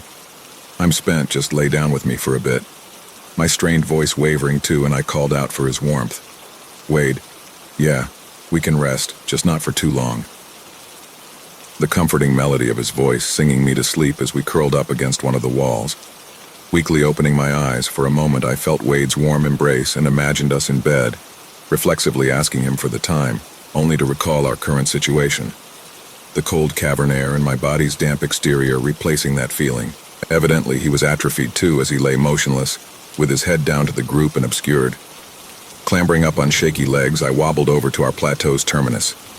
Counterintuitively, the cave floor was now almost completely visible. Not knowing if I was dreaming, I nudged Wade up as he peered over the edge too. Simultaneously, a shallow rumble and quiet sucking sound could be heard from deeper within the cave. Wade, you think it's a tropical storm? Makes sense if it is. All the water rushing in then getting sucked out as it passes us. His voice echoing in the now hollow cavern. Mindlessly ignoring his question, my still sleep-deprived eyes focused in on something down on the far wall of the cave where the draining was emanating. Fortunately, as the water level had dropped, we'd been given an opportunity. A semicircular opening was now visible and for us a potential way out. Wade, I don't think we're getting down there safely. Why not just go back the way we... His voice trailed off as he turned back to our way in. Just like the cave below, our way in had been drained. Without a high enough water level, there was no way we'd be getting back up the length of that tunnel. Me. Guess we are then. My lackluster energy reserves and the wet walls weren't boding well, but as my mouth dried and his stomach grumbled, we began our descent. Though the sides weren't steep or even jagged, they were covered in a thick layer of soaked bioluminescent algae. Each foothold, feigning to give way and send us hurtling down to the cave's floor. Wade, in a typical attempt to reassure me, jinxed us as a weak grip caused me to lose my hold as I slid from around halfway down. The sound reverberated through my body as I winced and cried out in pain. Though my landing had been cushioned, it was merely broken by a thinly veiled puddle, no more than a couple of centimeters deep. Splashing into it, my right knee collided with the hard stone floor. I could hear the faint sound of him calling down as he rushed, though my mind was focusing all its energy on telling me how much my knee was fucked. Though I could stand, no significant weight could be put on it. For the next inconceivable stretch of time, I hobbled from section to section, taking the seemingly safest alternatives for navigating with my injury. I'd happily later find out that I'd chipped a section of my patella off, resulting in the cartilage on its right side being worn to the bone. For the rest of the time I was moving whilst in the cave, I could hear, feel, and envision the action of my kneecap grinding against my femur. I was on the brink of collapse. The lack of food or drinkable water had me running on empty, and the agony of my knee was weighing us down. Entering our final chamber, I caved. Dropping to the floor with tears in my eyes, I propped myself up against the wall. Me, I can't do it anymore. Just leave me. Tears filling my eyes as I hid my face from Wade. Wade. Han, come on, let's keep going. Me, go where? We've been walking for who knows how long. Just admit it, we're trapped. Wade. Han. Me. No, you can't fix it. Just stop, please. My sobs turning to anger as I directed all my fear and pain at Wade. Wade. Hannah Jane Fairstone, I know you're in pain. Remember when I broke my leg playing football? You took time off and got us pizzas while we watched TV all day. I tell you what, when we're out of here, I'll do that for you. I'll make sure it's chicken and peppers too. We just have to keep going, okay? Me. Okay. I knew the pain was pushing me to the edge, and he was just doing whatever he could in a frankly hopeless situation. Dragging myself into the next dimly lit section, we stopped for a short break, as Wade examined a small pool. Curiously, he was kneeling and watching the surface as it swayed back and forth like a wave. As he did, I stared up at the wall above. It could have been the pain, but I saw what looked to be drawings. Before I could alert Wade to them, he was already clipping on his harness and tank. Wade. Hannah, give me 2 seconds, okay? I'm just going to dip under and have a little look. Don't worry, I promise it'll be only a sec. Though I disapproved, he moved before I could even make a sound, and I was alone again, quietly gazing up at the crudely drawn people, plants, and what seemed to be a set of caves. They seemed to depict an array of tunnels, all connecting to what I hoped was the one I resided in. With a startling splash, Wade re-emerged. Wade. I think I found a way out, or at least a path to an exit. Tears some faint white light and seemingly a current forming small waves, his excited tone only rising as I pointed at the drawings. Me. If someone drew these, then maybe you're right and there is a way out down there, but we only have one tank. Yet again, with my attention directed elsewhere, I was blind to see what he was really suggesting. Me. No, you're not leaving me again. Wade. It might be our only... Me. No, you don't even know if there is an exit. Don't take that risk. Wade. If there's some light, then we must be close. There's more than enough for me to get out and open the flare. Me. Please just stay with me, Wade. I don't want to be alone. Wade. Hannah, with your knee you can barely walk, let alone swim. If we have even the smallest chance of both getting out, I need to try. Me. What if it's just a dead end or you get stuck? I don't want to die alone. Wade. I promise I won't be long. Me. You know that's a lie. Wade, it'll be okay. I'm always going to be here for you. With that, he kissed my forehead and dove down into the depths of that pool. Once again alone, I waited and waited and waited. As the geological timescale raced past, all cognition of time vanished as I reverted back to that fetal position.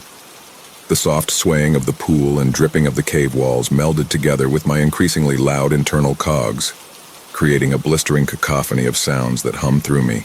Sleep was as unattainable as Wade's current location. Though burying my head into my working knee, I imagined his face and voice, willing me forward. For fleeting moments, it was as if he was there, speaking straight into my ear and moving throughout the cave, though his wisp wasn't physical. That memorialized ghost drifted in and out of existence as my mind began to power down for what would be an indefinite rest. Feeling my mind booting up again, a mixture of alien sounds pierced my dulled mind. Soft beeps and the sound of other voices permeated the space I now resided. With a slow, flickering push, my eyes opened and were bathed in the bleached white of a room. I lay, connected to a hospital bed, with nurses rushing in and out of the room. A balding man stood at my bedside and asked repeatedly an array of questions that were dampened, as if I were underwater. Moving my rusted neck muscles to the opposite side of the room, a man stood at the window bathed in the glow of light pouring in. With a soft vibrato, his voice played a familiar tune. Time to get up, Han. Stretching and blinking, I arose from the bed as the faint sounds all crashed into life, and I was being comforted by Wade's parents and my sister, alongside the doctor's prior questions. However, the man was gone, and in his absence a hole larger than the cave I'd been trapped in formed within. Revisiting these memories, more so than the ones within the cave, are soul-crushing. Hours after the news, I was ready to revert back to my old ways and make a reckless and selfish decision. Again, what brought me back to sense were his words, guiding me through those passages, comforting my hysteria and pushing me to make the best decision. Those, as well as all we created in 12 years, were mine and only mine. Without me to broadcast all he was, those memories would fade to time. Even in life, he pushed me to be better, and in death, willed me on. I will hold tight the image of his face, which photos and videos don't do justice. Those warm green eyes, my final core memory.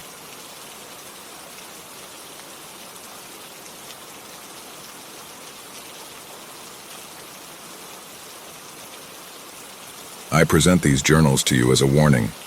There are churches that are indistinguishable from your Christian churches. Well, until you get to the inner circle. They pray to neither Yahweh nor Jesus, even though they say they do. They pray to someone whose name I can never write. A God who loves to make himself known, but because of forces even beyond him, it is quite difficult for him to do so. A God who can give those he loves whatever he wants, but only those he loves. This isn't a conspiracy of how elites secretly serve him or how he sits in the background dictating every move. This is an account of how he's ruined my life. Forgive my arrogance in the following journal entries. Pride before the fall and all that. Welcome, losers. Today's a big day for me and you. For you, this is the start of how you get everything you want in life by reading my memoirs. And for me, this is the day I start my first and hopefully last romantic relationship with a certain beautiful girl named Kay Mackenzie. I won't go into too much detail about her because I'm sure you've heard of her, because I'm sure by the time you read this I'll be famous, and so will she. She'll be married to me, duh. Anyway, here's the most important thing for you to know about the universe. This will change your life and make my memoir sell out. Read this slowly. Come close. I'll whisper this to you. The first commandment is the most overlooked. You shall have no other gods before me. It implies there are other gods, and oh boy, does he love proving he's real. I'm not a fan of him, for reasons you'll learn later, but you might be. There are two ways we know with 100% certainty he's real, so this one's more like a party trick. If we try to say our God's name on camera, something will happen and the name is never heard. This can be as simple as the camera losing audio for 1 second, or a deer wailing like it's been stabbed in the background to cover up the sound. I've heard both. If we try to write it, we get similar effects. Laptops shut down, ink spills, or the pencil lead splits and leaps right into the eye of the writer. I've seen it all. Now, here's what he does that's beyond a party trick. He's what I, to the anger of my friends, call a coupon honoring God. That means if you believe Yahweh or whoever did a miracle, any miracle, and go into one of my God's temples and tell him you have faith that Yahweh did it and state that you have faith that he can do the same, he'll do it just like that. You can be healed from cancer, legs growing back, and people being raised from the dead. I've seen it all. Where are these churches, you ask? Everywhere, really. You wouldn't spot a difference on the outside or inside on an average Sunday service. Only once you reach the inner circle is the true nature of the church revealed to you. There are some mega churches, mid-sized churches, and struggling small churches. The small churches believe they are small because they teach the true word, and thus attract fewer people, and they disdain the bigger churches.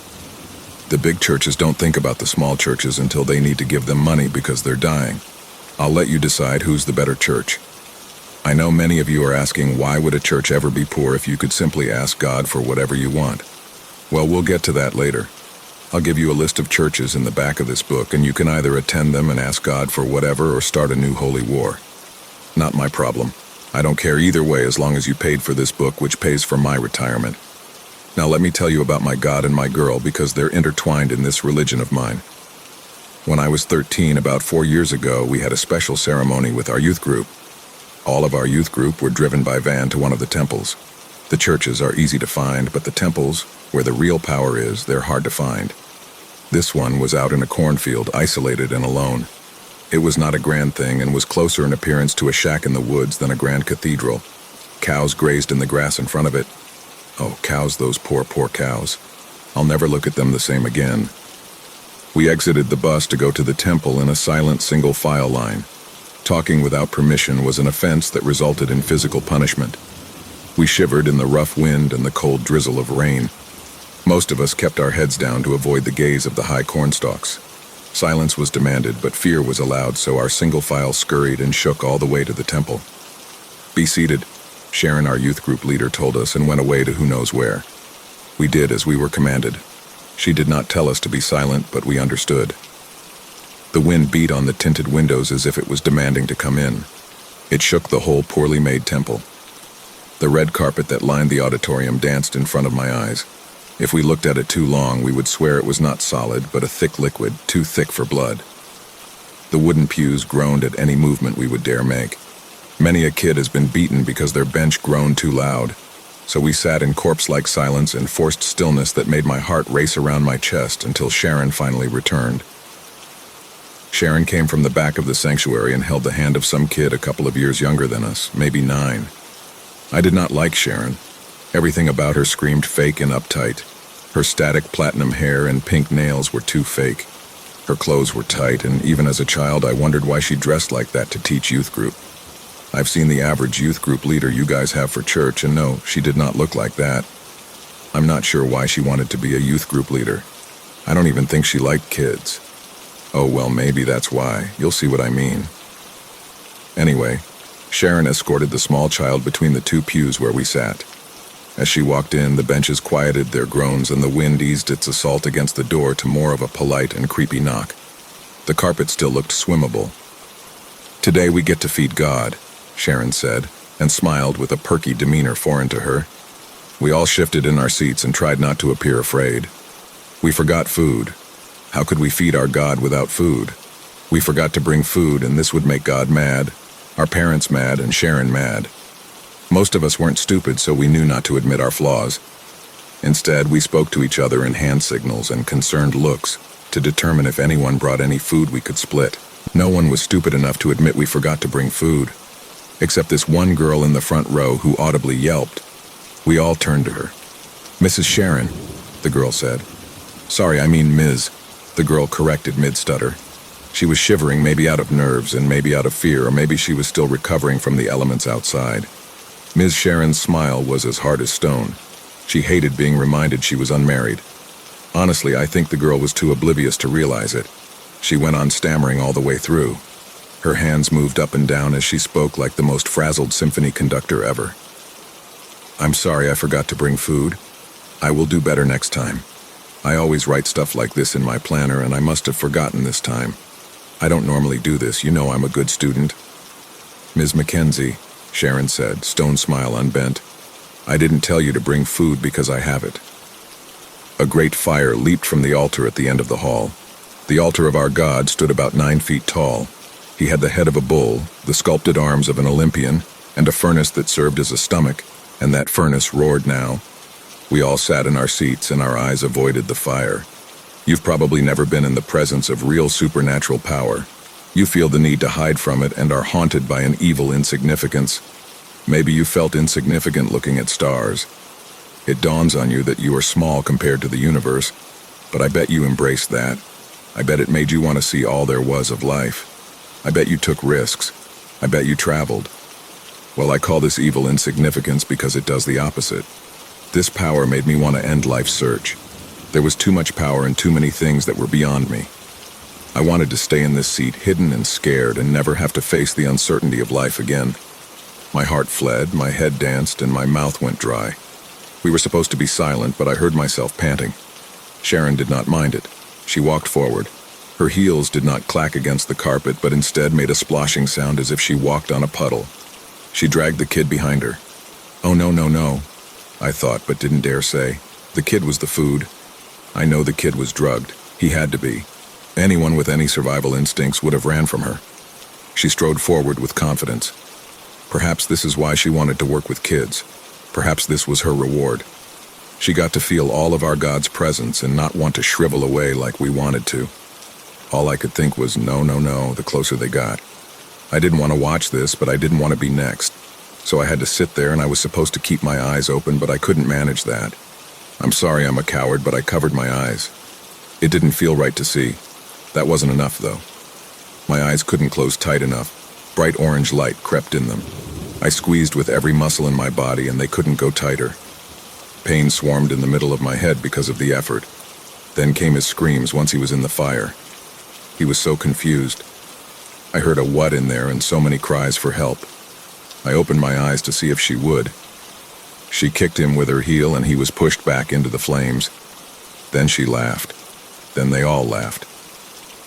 And I felt sick because I didn't know what was funny. I didn't know the kid, which meant he wasn't part of the inner circle of the church. So we were told not to care about him or his safety. And that hurt me. For the past few months, I was having physical aches of pain at what I witnessed we did to unbelievers. It created a deep numbness within me for all things except me. How could I love my God or my people who would do such a thing?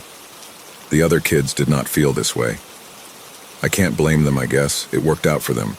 They laughed and made fun of how he wiggled in the flames. They marveled at how you could see his skeleton. They mocked how loud he got, and they mocked his eventual silence. And then the flame went out, and there was quiet, except for one person's sniffles.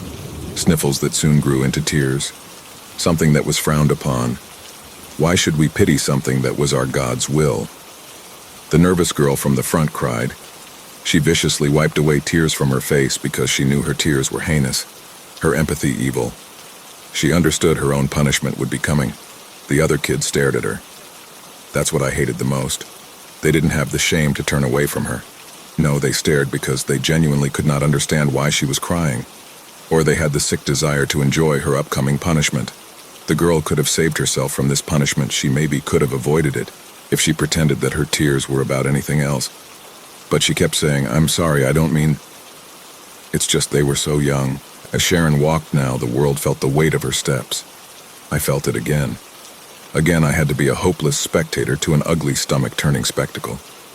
Sharon's heels clacked against the ground, resolute to deliver a punishment.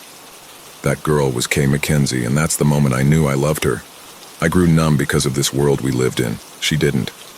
I fell in love with the girl because she cared even when she wasn't supposed to. Kay is a small girl and her two front teeth are big, like mine. And she talks too much, in the opinion of everyone but me. And they say the same about me. And she gets depressed sometimes but won't tell anybody because, like me, that's not her role in life. We're here to make people laugh, and we would never burden anyone else with what makes us sad. Like me, she has a hard time expressing herself to people she's not close to. Which is the saddest of tragedies for them and my saving grace, because if she did, they'd be hopelessly in love with her like me. That is the wonderful heart of Kay Mackenzie. "Shut up," Sharon said, and her hand groped at her side as if she prepared to give a wicked strike. This wouldn't be that strange for us. Our parents signed a permission slip that said we could be disciplined as they saw fit. Sharon didn't strike Kay, though. Sharon held back. Drip, drip, drip. My eyes left Kay and went up to the ceiling where a strange salty liquid dripped from the church. It crashed to the floor, filling the room with the smell of salt. "Stop crying," Sharon said. Kay scrunched up her face and still tears escaped her.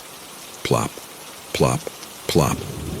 The salt water expanded and fell from the church in head-sized drops, bursting, spreading, shooting out like BB gun bullets. We took cover behind the pews to avoid the stinging of the water. "Please," Sharon said. "No," begged.